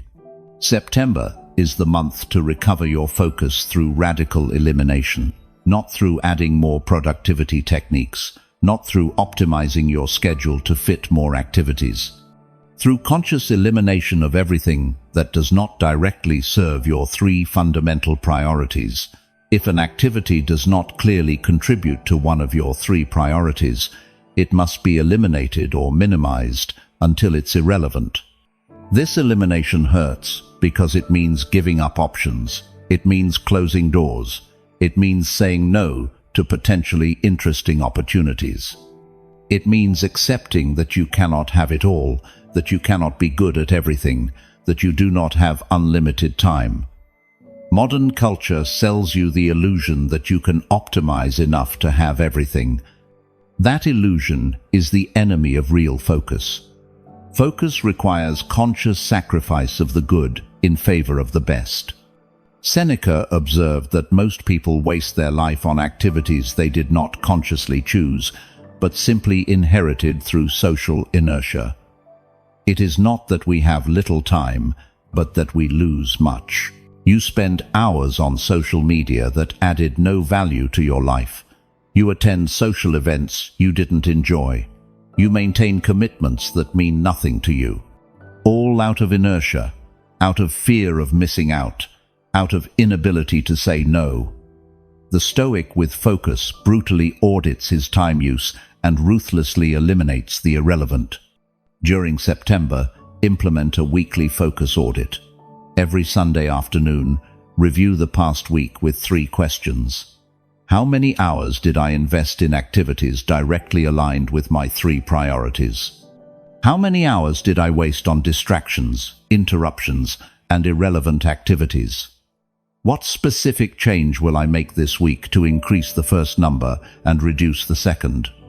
This exercise generates brutal awareness of how you really use your most valuable resource, your time. Focus also requires aggressive protection of your attention. Your attention is the most valuable resource you possess. It's more valuable than your time because you can be physically present for hours but mentally absent. Time without attention is wasted time. Concentrated attention transforms ordinary time into extraordinary progress. But your attention is constantly attacked by 1,000 forces: notifications, interruptions, digital noise, social demands, your own scattered mind. Marcus Aurelius practiced what he called internal retreat.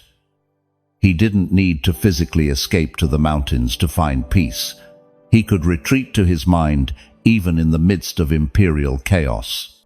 He could create internal space of clarity even surrounded by external noise. This capacity is not mystical. It's conscious training of your attention. It's the practice of noticing when your mind wanders and gently returning it to the present, to the current work, to the moment you have before you.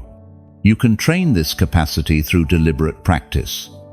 During September, implement deep focus blocks, 90-minute periods where you work on one single task without interruption. You don't check messages. You don't answer calls. You don't check social media. You allow no interruptions, just you and the task, for 90 minutes of total concentration. At first it will be difficult. your mind will resist. But with daily practice, your focus capacity strengthens dramatically. Epictetus had a simple rule for maintaining focus. In every action, ask yourself, what relation does this have to my purpose? If an activity has no clear relation to your purpose, why are you doing it? If a conversation does not contribute to any of your main goals, why are you investing energy in it? If a commitment does not add value aligned with your priorities, why are you maintaining it? This constant question is the filter that protects your focus. Stoic focus also means concentrating on the present process instead of obsessing over future results. When working on a big project, it's easy to scatter your attention worrying about the final result, how it will be received, whether you'll reach the standard you imagined. That worry is not only useless, but sabotages your current work. The Stoic trains his mind to constantly return to the only useful question: what is the next thing I can do well right now? Seneca wrote something liberating about the nature of focus. Wherever you are, be there, completely. Most people are never completely anywhere. When working, they think about resting. When resting, they think about work. When with family, they check their phone. When alone, they seek distraction. This fragmented presence generates fragmented life. The Stoic, with focus, practices total presence. When working, only works. When resting, only rests. When conversing, only converses. By the end of September, you'll have experienced something transformative: the power of sustained focus. You'll have completed more meaningful work in 1 month of deep focus than in months of scattered activity. You'll have understood viscerally that real progress doesn't come from doing more things, but from doing the right things with complete attention. You'll have developed the capacity to ignore the urgent but irrelevant, to concentrate on the important but not urgent. And that capacity is the difference between living reactively and living strategically. 10th Stoic phase. Stoic phase of mastery. October arrives with an invitation that confronts the cultural obsession with constant novelty head-on: mastery. Not accumulation of superficial knowledge on 1,000 topics. Not collection of mediocre skills you never perfect. Mastery. Radical depth in what is essential. Sustained excellence instead of perpetual experimentation. October is not the month to try new things. It's the month to dramatically raise your standards in what you've already been practicing for 9 months. It's the month to move from competence to excellence, from acceptable effort to exceptional work. Marcus Aurelius wrote something that perfectly captures the Stoic mastery mindset. Do not act as if you were going to live 10,000 years. Death hangs over you. While you live, while it is in your power, be good at what you do. Not do many things. Be good at what you do. The difference is fundamental. Most people scatter their life trying 1,000 activities without reaching excellence in any. The Stoic carefully chooses where to invest his limited time and then pursues relentless mastery in those chosen areas. Mastery is not a destination you reach and then maintain without effort. It's a continuous process of refinement, constant raising of standards, rejection of mediocrity, even when no one else notices the difference. The master sees imperfections others don't perceive. The master does not settle for good enough when he knows he can reach excellence. The master derives satisfaction from the continuous improvement process, not from external recognition of his skill. Epictetus taught that we should judge ourselves not by external standards, but by our own potential. Don't seek for everything to happen as you wish it would, but rather wish that everything happens as it actually will, then your life will flow well. But this does not mean settling for mediocre results. It means accepting that you don't control all outcomes while maintaining absolute commitment to excellence in your process. The Stoic master cannot control whether his work is appreciated, but he can absolutely control whether that work reflects his highest standard. During October, identify the specific areas within your 3 priorities where you have reached competence but not mastery. In your physical health, perhaps you exercise consistently but without refined technique. In your work, perhaps you complete tasks but without the level of excellence you could achieve with more attention to detail. In your intellectual growth, perhaps you read regularly but without the depth of understanding that comes from careful reflection. October is the month to close those gaps.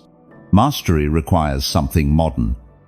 Instant gratification culture abhors relentless patience combined with sustained effort. There are no shortcuts to mastery, no magic hacks. Only intelligent repetition over long periods. Seneca observed, "It is not because things are difficult that we do not dare. It is because we do not dare that they are difficult." Mastery seems unattainable only because few people maintain the necessary commitment long enough to reach it. A fundamental principle of mastery is what the Japanese call kaizen, continuous improvement in small increments. You don't try to revolutionize your practice overnight. You seek to improve 1% each day. Those tiny increments, compounded over months and years, generate extraordinary transformations. The common mistake is seeking dramatic leaps that are rarely sustainable instead of building progress through consistent microscopic improvements. During October, implement the Kaizen principle in your priorities. Every day, identify one specific aspect of your practice you can refine slightly. In your physical training, improve your form on one exercise. In your work, elevate the quality of one routine process. In your study, deepen your understanding of one specific concept. Don't seek dramatic transformation. Seek continuous refinement. The transformation will be the accumulated result of 1,000 small refinements. Marcus Aurelius practiced what he called memento mori, constant reminder of death, not out of morbidity, but for clarity. When you remember that your time is limited, that you do not have eternity to postpone excellence, that every day you accept mediocrity is a day lost, your tolerance for mediocre work disappears. Awareness of mortality does not generate paralyzing anxiety. It generates productive urgency and elevated standards. You can use this reminder without unnecessary drama. Every morning, before starting your work, ask yourself, if this were my last day practicing this skill, would I be satisfied with mediocre effort, or would I seek excellence? Not every day will you reach your maximum level, but every day you can try. And that consistent attempt, sustained over years, is what builds genuine mastery. Mastery also requires honest feedback. Ego prefers comfortable self-deception. It prefers believing you are already excellent, rather than facing the gap between your current level and your potential. The Stoic master actively seeks feedback that exposes his weaknesses, not to punish himself, but to identify exactly where to focus his practice. He doesn't ask, "Am I good?" He asks, "Where specifically do I need to improve?" Epictetus had students who wanted to impress him with their philosophical knowledge. He confronted them brutally. "Don't show me what you know. Show me how you live." Stoic mastery is not theoretical. It is practical. It is not measured by what you know, but by how you act. It is not demonstrated in conversations, but in consistent results. One day of exceptional action does not indicate mastery. 1,000 days of excellent action does. During October, change your definition of success from external results to internal standards. Don't ask, "Did I receive recognition for this work?" Ask, "Does this work reflect my highest standard of excellence?"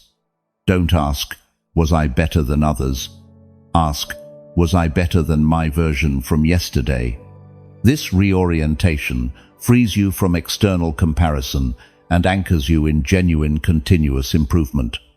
Seneca wrote something profound about the nature of mastery. It is not the man who has little, but the man who desires more, who is poor. In the context of mastery, this means that the master is not someone who has reached some objective level of skill, but someone who has refined his practice to the point where his execution reflects complete integrity between intention and action. The master does not need to be the best in the world. He needs to be the best version of himself that his disciplined practice can produce. Stoic mastery also embraces something counterintuitive: willingness to look foolish while learning. Most people avoid areas where they are beginners because ego cannot tolerate visible incompetence. They prefer staying in comfort zones where they are already competent, rather than expanding into territories where they would be clumsy at first. The master accepts that all mastery begins with incompetence, that the path to excellence requires passing through periods of imperfect practice. Marcus Aurelius constantly reminded himself, "Lose your arrogance, just do the work." Arrogance is the enemy of mastery because it creates the illusion that you are already good enough. The master maintains perpetual humility before his discipline. No matter how much he has progressed, no matter how much recognition he has received, he maintains a student's mindset. There is always more to learn. There are always ways to refine. There is always a gap between current execution and ideal execution. By the end of October, don't expect to have reached complete mastery. Genuine mastery takes years, sometimes decades. But you will have established something invaluable: commitment to continuous excellence instead of static competence. You will have dramatically raised your internal standards. You will have rejected the mediocrity you previously accepted. You will have understood that mastery is not a destination, but a direction, a perpetual process of refinement that continues as long as you live. And that understanding transforms how you approach everything in your life. 11th Stoic Phase. Stoic Phase of Preparation. November arrives with an invitation that separates those who plan reactively from those who live strategically. Preparation. Not the anxious preparation of someone who fears the future. Not the obsessive preparation of someone trying to control every variable. Stoic preparation. Serene anticipation combined with radical acceptance of uncertainty. It is the perfect paradox. Meticulously prepare for what you can anticipate while remaining completely flexible to what you cannot foresee. Marcus Aurelius began each day preparing his mind for the difficulties he would face. When you arise in the morning, think of what a precious privilege it is to be alive, to breathe, to think, to enjoy, to love. Then recall that you will find difficult people, ungrateful, arrogant, dishonest, envious, antisocial. He didn't do it to depress himself, but to avoid being caught by surprise. Mental preparation eliminates destructive emotional reaction when inevitable difficulties arrive. Most people live in one of two equally dysfunctional extremes. Either they completely ignore the future, living impulsively without considering consequences, or they obsess over the future, generating paralyzing anxiety about scenarios that may never happen. The Stoic finds the middle ground, carefully considers the future, prepares rationally, then releases anxious attachment to the specific outcome.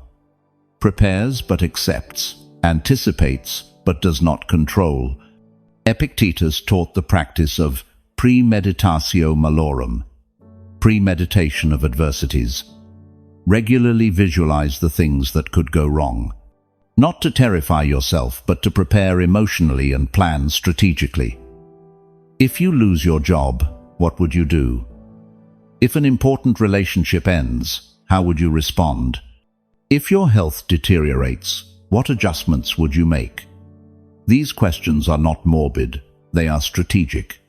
They allow you to think clearly now, instead of reacting in panic later. November is the month to review honestly the year that ends. Not with the optimistic narrative you post on social media, but with the brutal honesty you practice privately. What worked? What didn't work?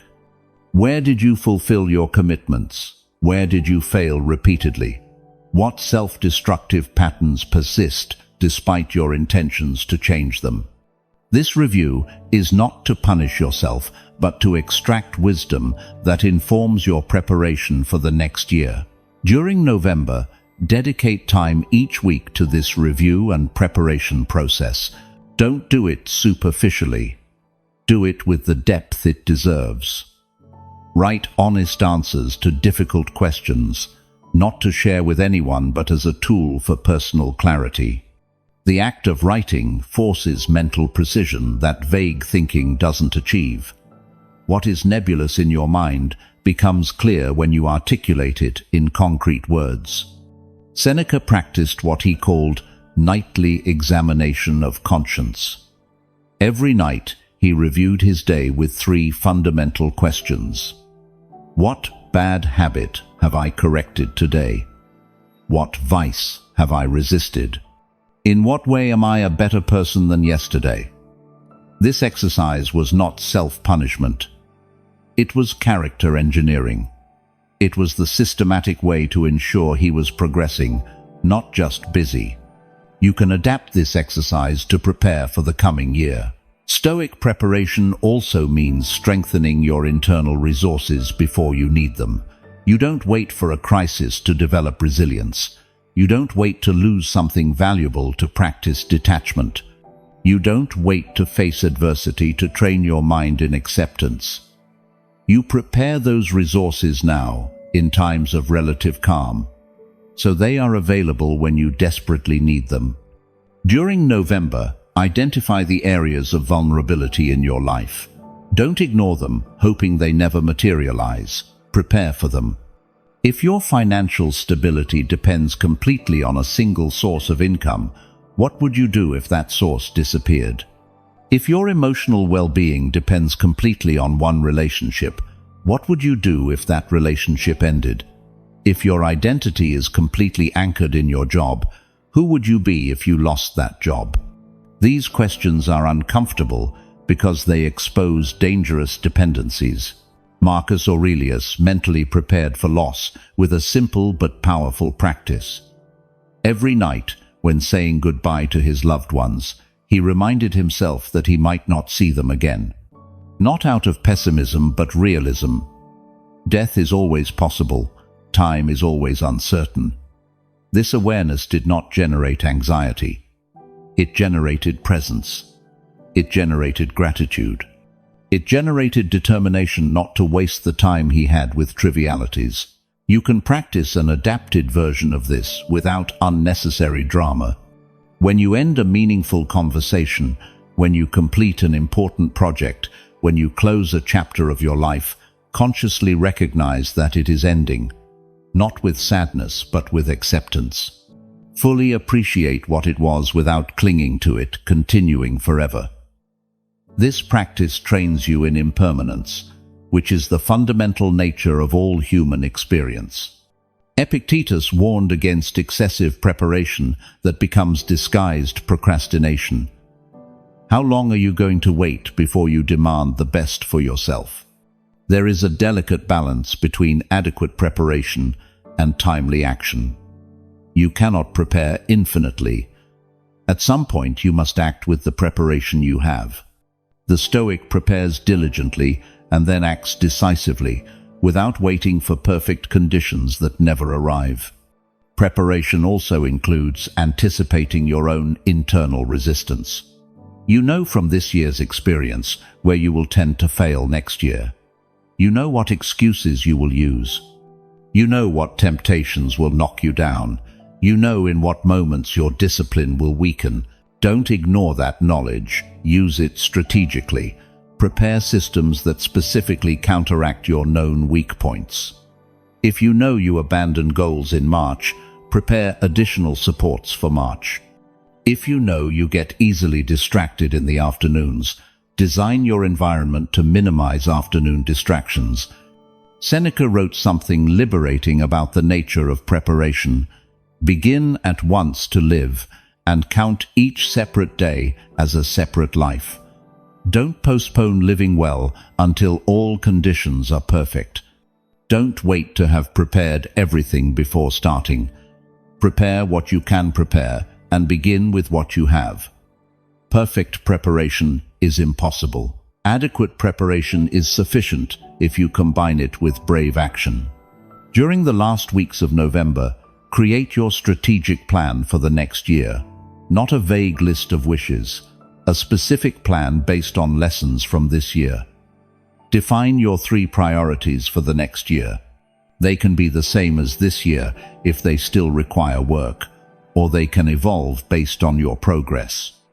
Define the specific systems you will implement to sustain those priorities. Define the foreseeable obstacles and how you will face them. Define your progress metrics to know if you're advancing or stuck. Marcus Aurelius constantly reminded himself, "Do not let the future disturb you.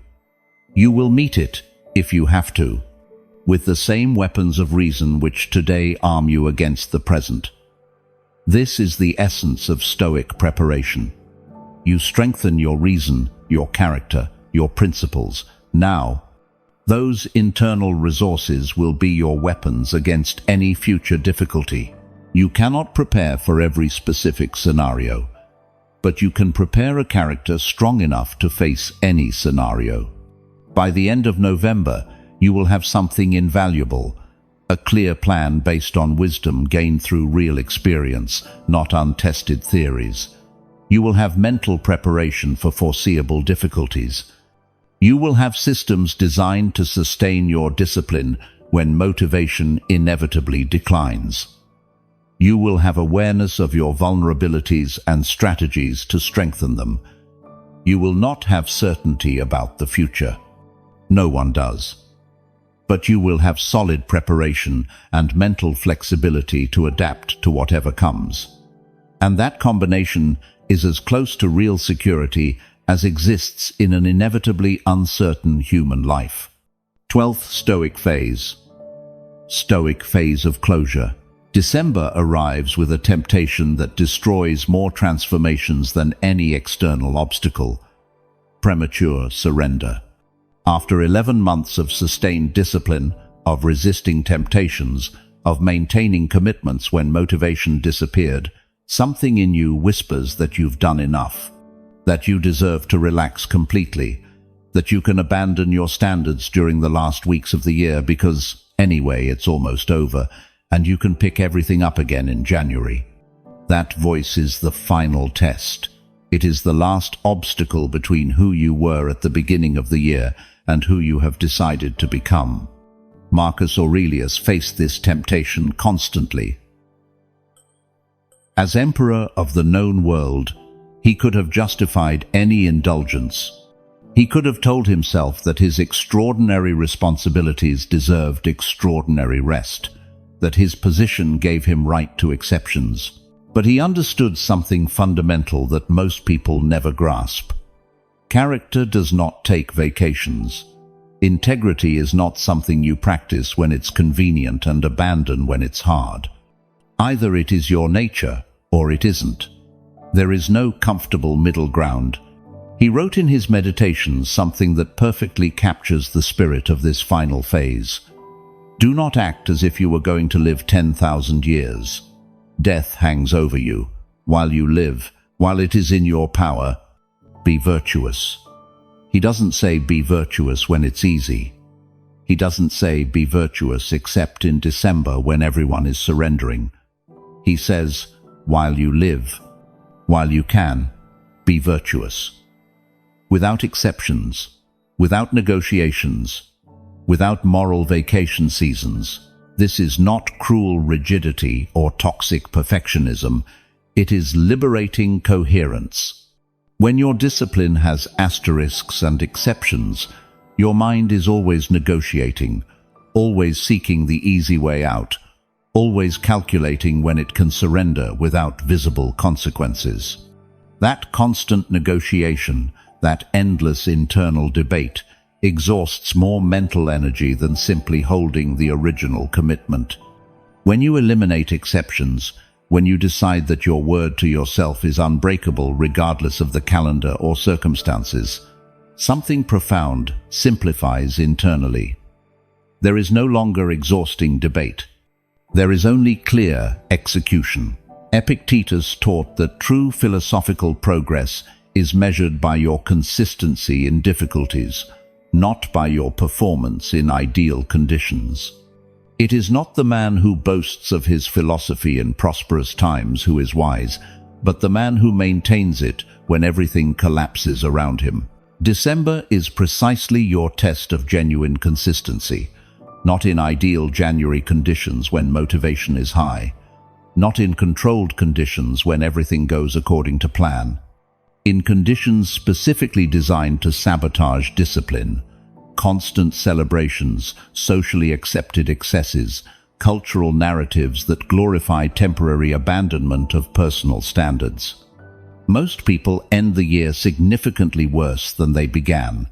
They surrender progressively during December, with the comforting excuse that January is for starting anew, for restarting with renewed energy. That seemingly harmless surrender erases months of accumulated progress. It doesn't erase it completely, but erodes it significantly.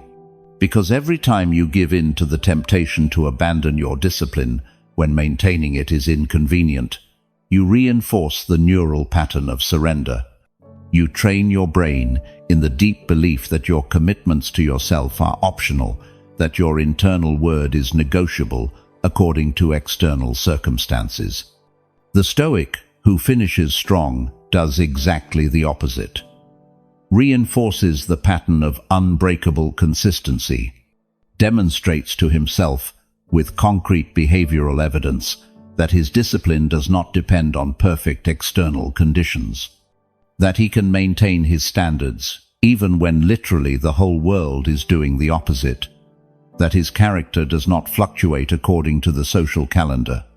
That demonstration builds a type of internal confidence that no amount of external motivation, no inspirational speech, no New Year's promise can generate.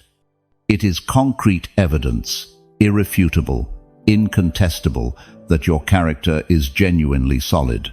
Seneca observed something profound about the nature of closure and the value of time. Do not count only the days that pass. Make each day genuinely count. The last days of the year are not less valuable than the exciting first days of January. They are equally precious, equally irrecoverable, equally your personal responsibility. Finishing well is not an optional luxury if you truly care about integrity. It is the final seal on a full year of internal work. It is the definitive proof that your transformation was genuine and sustainable, not just a temporary emotional experiment. During December, actively resist the cultural temptation to loosen prematurely. Keep your established systems intact. Firmly sustain your fundamental practices. Meticulously honor your commitments. Not because it's easy or comfortable, but because it is completely coherent with who you have decided to be for 11 consecutive months. Not because others notice or celebrate it, but because you know it with internal certainty. Not because you'll receive some immediate external reward, but because the internal reward, that deep, unbreakable self-respect, is worth infinitely more than any temporary celebration or momentary indulgence.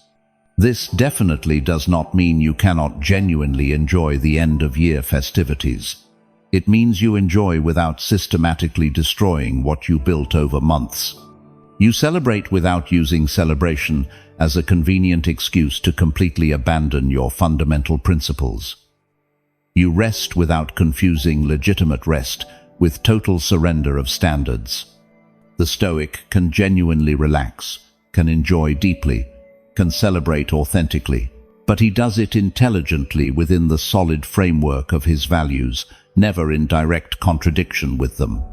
Marcus Aurelius regularly practiced something he called view from above, imagining, observing his own life from a cosmically elevated perspective, seeing his entire existence in enormously broad temporal and spatial context. From that expanded philosophical perspective, December is not fundamentally different from any other month of the year. It is simply another arbitrary set of days that you either use with genuine integrity or completely waste in self-indulgent inconsistency. When you consciously expand your temporal perspective beyond immediate social calendar, the temptation to surrender because the year is almost over anyway reveals itself as logically absurd and emotionally childish. If you have followed these 12 monthly phases with brutal honesty and sustained commitment, you have built something extraordinarily valuable. You have not reached absolute perfection. No one ever does. But you have unequivocally demonstrated your capacity to sustain genuine discipline over long and challenging periods. You have faced temptation directly and consciously resisted. You have failed occasionally, like every human being, and gotten up again without drama. You have transformed vague intention into measurable, concrete action. You have significantly closed the gap between who you were in January and who you wanted to become. Not completely, because human transformation is a perpetual process, but significantly. That tangible progress deserves to be deeply honored, not casually sabotaged in the last weeks. And the right way to honor it is not to cowardly abandon it when there's little left, but to firmly hold it until the last day of the year. Finishing strong is not just finishing this specific year well. It's starting the next year from a solid place of proven strength, instead of starting from zero again with fragile hopes. It's entering the new year not with uncertain, unfounded optimism, but with concrete, verifiable evidence of your real demonstrated capacity. Epictetus had a philosophically devastating question for his constantly postponing students. How much longer are you going to wait before you demand the best for yourself?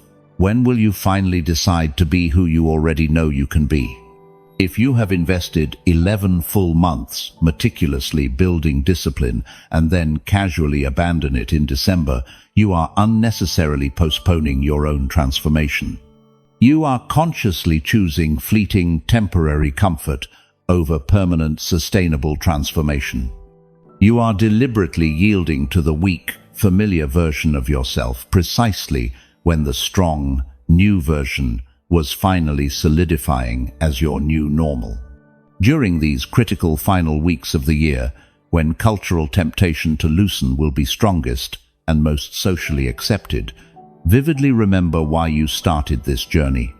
Remember January, when you looked at your life with brutal, uncomfortable honesty and consciously decided that you genuinely deserved something better. Remember the deliberately difficult days of March, when you intentionally trained your physical and mental temper. Remember May, when you maintained disciplined consistency, even when initial motivation had completely disappeared. Remember all those accumulated moments when you consciously chose the right over the easy, the sustainable over the pleasant. Those individual moments were not lucky accidents. They were concrete expressions of your fundamental decision to forge an unbreakable character. That intentionally forged character is exactly what you carry permanently with you when the social calendar arbitrarily changes. The specific external goals you achieved or didn't achieve this year genuinely matter less than the internal character you developed steadily during the full process. You can eventually lose visible, external achievements. They can take material possessions from you. They can destroy tangible results through circumstances beyond your control. But absolutely no one can take from you the character you have consciously forged through sustained practice. It is yours permanently and irrevocably. It is the only truly unbreakable, invulnerable capital you really possess. Seneca wrote in his last conscious days something that perfectly summarizes this fundamental Stoic truth. Every human life is inevitably brief. What genuinely matters is not how much chronological time you live, but how you live with integrity that limited time. It's not about how many years you passively accumulate, but what character you actively forge during those counted years. It's not about how many external achievements you get, but with how much internal integrity you pursue them. It's not about how much social recognition you receive, but how much genuine self-respect you have for how you consistently lived when absolutely no one else was watching. If you finish this year by unbreakably maintaining your discipline until the last day of the calendar, you will have accomplished something that the vast majority of people never experience in their entire life. The deep, serene, unbreakable satisfaction that comes exclusively from knowing with internal certainty that you kept your word to yourself. You didn't keep it perfectly, because human perfection doesn't exist. But you kept it consistently, honestly, with a personal integrity that is not conveniently negotiated according to social calendar or changing external circumstances. That deep internal satisfaction does not generate spectacular media headlines. It does not superficially impress in social media posts. It does not come accompanied by official certificate or external public recognition. But it is infinitely more valuable, more lasting, more transformative than any of those fleeting external validations. It is the genuine inner peace that only emerges from total alignment between your declared values and your daily actions. It is the deep self-respect that no amount of external approval can artificially generate. It is the serene, unbreakable confidence of knowing that when you say something matters to you, you really fulfill it. When you genuinely commit to something, you firmly sustain it. When you consciously decide to be a specific someone, you really are it in consistent action. Finish strong this year, not because it's easy or comfortable, not because others notice or publicly celebrate it, not because you'll receive immediate applause. Finish strong because you have fundamentally decided to be someone whose internal word is absolutely unbreakable, whose personal commitment is rock solid, whose discipline has no convenient asterisks or negotiated exceptions. Finish strong because you have finally understood with clarity that genuine character is not forged only in convenient moments, but in every individual moment, especially in those specific moments when surrender would be easily justifiable, but you consciously decide not to yield anyway. The calendar year ends in counted days, but the solid character you intentionally forge does not end. It is yours, permanently, irrevocably. Guard it jealously. Honor it deeply by firmly holding it until the last day. And when January inevitably arrives again with its load of renewed promises, you will not start from zero desperate like most people. You will start from a solid place of proven strength, from genuinely established discipline, from character forged through the sustained fire of consistent practice for 12 full months. You will start the new year as someone who knows with internal certainty, not who simply hopes with vague optimism, that you are genuinely capable of sustaining significant commitments, even when maintaining them is deeply difficult and inconvenient.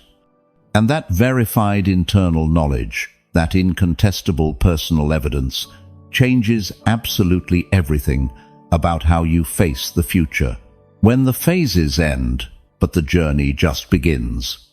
You've reached the end of these 12 phases. 12 months of sustained internal work. 12 cycles of challenge, resistance, learning, and strengthening.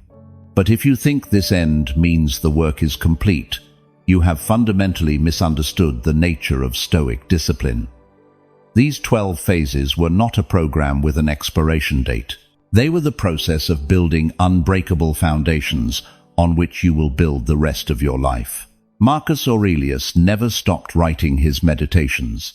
He never reached a point where he declared, "I am virtuous enough, I no longer need to practice." Until his last conscious days, he continued reminding himself of the basic principles, questioning his actions, refining his character. Not because he was weak, but because he understood that character, like any human capacity, requires perpetual maintenance. Discipline is not a destination where you arrive and settle comfortably. It is a path you consciously walk every day you live. What you have built during this year is invaluable but fragile. It's like a muscle you have developed through consistent training. If you stop using it, it gradually atrophies. If you keep it active, it continuously strengthens. The decision is completely in your hands. Every morning when you wake up, you can get up and sustain the systems you built. Or you can get up and allow them to slowly crumble through neglect. Seneca wrote something brutally honest about this reality. It is not because things are difficult that we do not dare. It is because we do not dare that they remain difficult. You have proven for a full year that you can dare. You have demonstrated that you can sustain discipline when it's uncomfortable. You have verified that you can maintain standards when it would be easier to yield. That evidence is your greatest asset. Don't waste it by allowing next January to find you starting from zero again, promising once more what you have already proven you can fulfill. This is not the moment to celebrate with self-complacency and then forget everything learned. This is the moment to soberly recognize that you have completed the foundation-building phase, and now begins the structure-building phase. Foundations are invisible, but essential. Without them, nothing solid can be erected. But foundations alone are not a habitable house. Now that you have solid discipline foundations, you can build increasingly sophisticated vital architecture on them. Epictetus constantly reminded his students, progress is not a matter of years, but of daily practice. It doesn't matter how much time you have practiced if you stop practicing. It doesn't matter how many months of discipline you accumulated if you allow the next month to contradict them. Genuine progress is accumulation of consistent practice over time. Every day you practice, you add a stone to the structure. Every day you abandon, you remove several already placed stones. Construction is slow, destruction is fast. That asymmetry must always be present in your consciousness. If you have reached this far, to this specific paragraph of this complete episode, it's not coincidence. It's because something in you recognizes that you deserve to live with genuine discipline, with solid character, with unbreakable integrity. That recognition is not arrogance, it's honesty.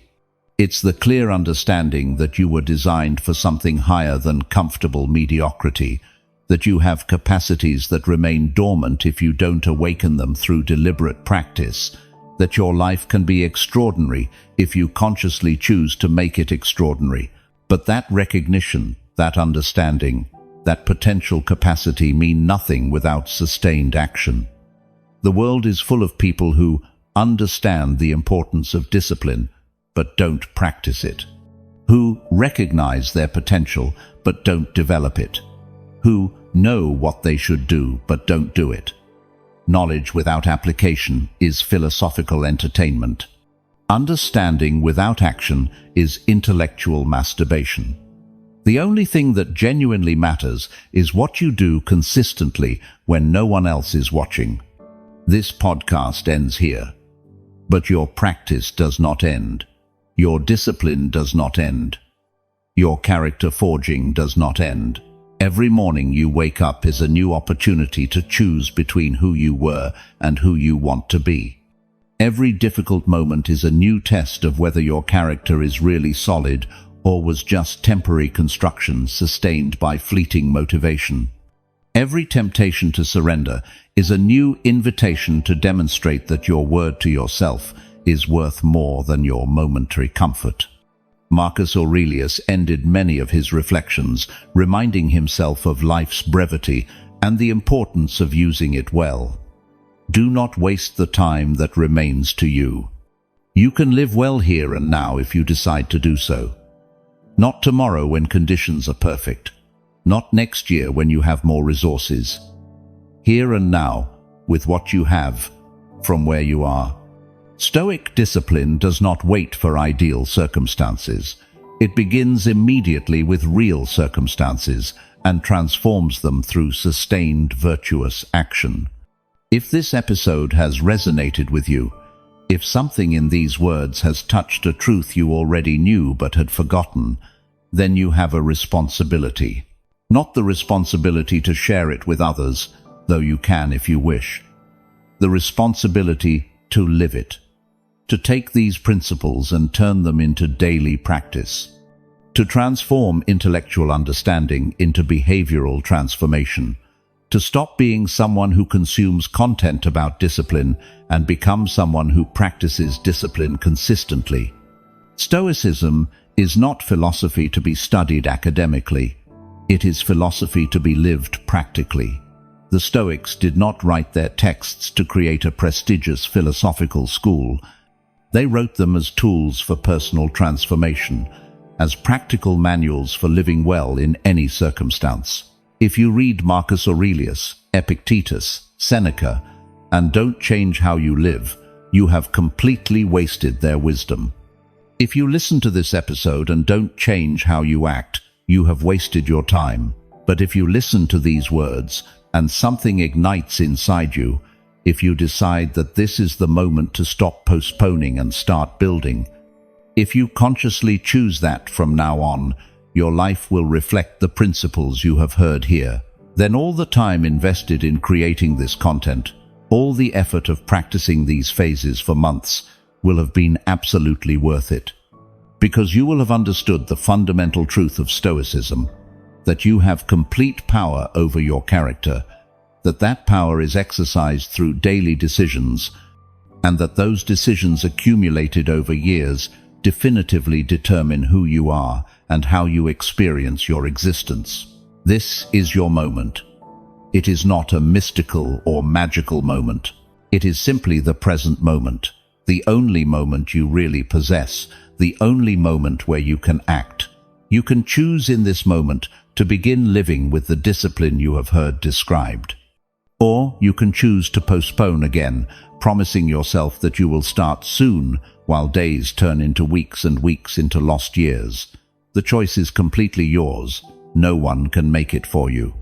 No one can force you to choose discipline, but neither can anyone stop you if you genuinely decide to choose it. Subscribe to this podcast if the content has genuinely served you, not out of social obligation, but because you want more practical tools to forge your character. Every episode we create is designed with the same purpose: to give you immediately applicable Stoic principles to your real life, not abstract theory, but concrete practice, not decorative philosophy, but transformative tools. If that has value for you, if you recognize that you need this type of content as constant reminder and practical guide, then subscribe and join this long-term journey. But more important than subscribing to a podcast is that you subscribe to a way of life, that you genuinely commit to the principles you have heard here, that you decide unbreakably that your character will be forged through sustained discipline, not abandoned to the drift of momentary impulses, that you consciously choose to be someone whose word has weight, whose commitments are solid, whose life reflects integrity instead of chaotic fragmentation. The 12 phases have ended. Your work has just begun, not as heavy burden but as extraordinary privilege. The privilege of being alive and having the capacity to choose how you live. The privilege of having a mind you can train, a character you can forge, a life you can design through your accumulated decisions. That privilege comes with total responsibility, but it also comes with unlimited possibility of genuine transformation. Forge your character. Not tomorrow, now. Not when everything is perfect. With what you have. Not to impress others. To deeply respect yourself. Not for 30 days until enthusiasm fades. For the rest of your life, because you have finally understood that discipline is not restriction but liberation, not burden but privilege, not suffering but the only real path to a life genuinely worth living. The year that ends has been your school. The year that begins will be your testing ground. Use everything learned. Hold everything built. Advance from strength instead of starting from weakness. And when in a year you look back, may you be able to say with total honesty and deep satisfaction, I held my commitment, I forged my character, I lived with unbreakable Stoic discipline. Not perfectly, but consistently, and that consistency transformed everything. We meet in the next episode. But more important, you meet yourself in every decision you make today. Choose well, act with virtue, forge your character. The rest will take care of itself. Your voice matters here more than you think. Every insight you share strengthens and elevates this community, because this isn't just another space. It's a circle of people who choose to live with intention, with discipline, and with character. Each of you leaves a mark, and the reflection that receives the most support will be pinned as a banner of who we are. Not as decoration, but as a reminder of the kind of warrior who chooses to think, feel, and act with Stoic clarity. Because this is a community that doesn't run from pain, it walks through it with courage. A community that doesn't look for cheap comfort, it seeks wisdom. A community that doesn't break under adversity, it turns it into strength. And if you've made it this far, it's because something inside you is already shifting. Something is waking up. Something is asking for more. So, before you leave, check the description. There you'll find the paths we created to help you keep strengthening your mind. They're not there by accident. Each one exists to help you go deeper, build inner resilience, and return again and again to that place within you where nothing and no one can take your peace. Subscribing isn't doing the podcast a favor. It's an act of respect toward yourself. It's choosing not to live on autopilot anymore. It's committing to think differently, to feel with more order, to live with more intention. Because every Monday, Wednesday, and Friday, we publish reflections designed to stay with you when life gets heavy, when your mind gets loud, when you need a reminder of who you are. Not following us means risking missing the one lesson you might need in the hardest moment. And if you choose to go a step further, if you choose to become a member, understand one thing clearly. You're not donating, you're sustaining a mission. Because of you, this flame stays alive. Because of you, we can keep spreading Stoicism as a refuge for millions who are fighting not to give up. Your support is what keeps this podcast alive, strong, and growing. You're not a spectator, you're part of the foundation holding this community together. I'll see you in our next Stoicism for Winners session, where we'll keep exploring the depth of Stoic wisdom applied to everyday life. In the meantime, dive into the recommended sessions in the description and continue your path. And until we cross paths again, don't forget this. You are the master of your perception, the guardian of your peace, and the warrior of your own battle. That is the legacy of Stoicism. That is the art of becoming invincible.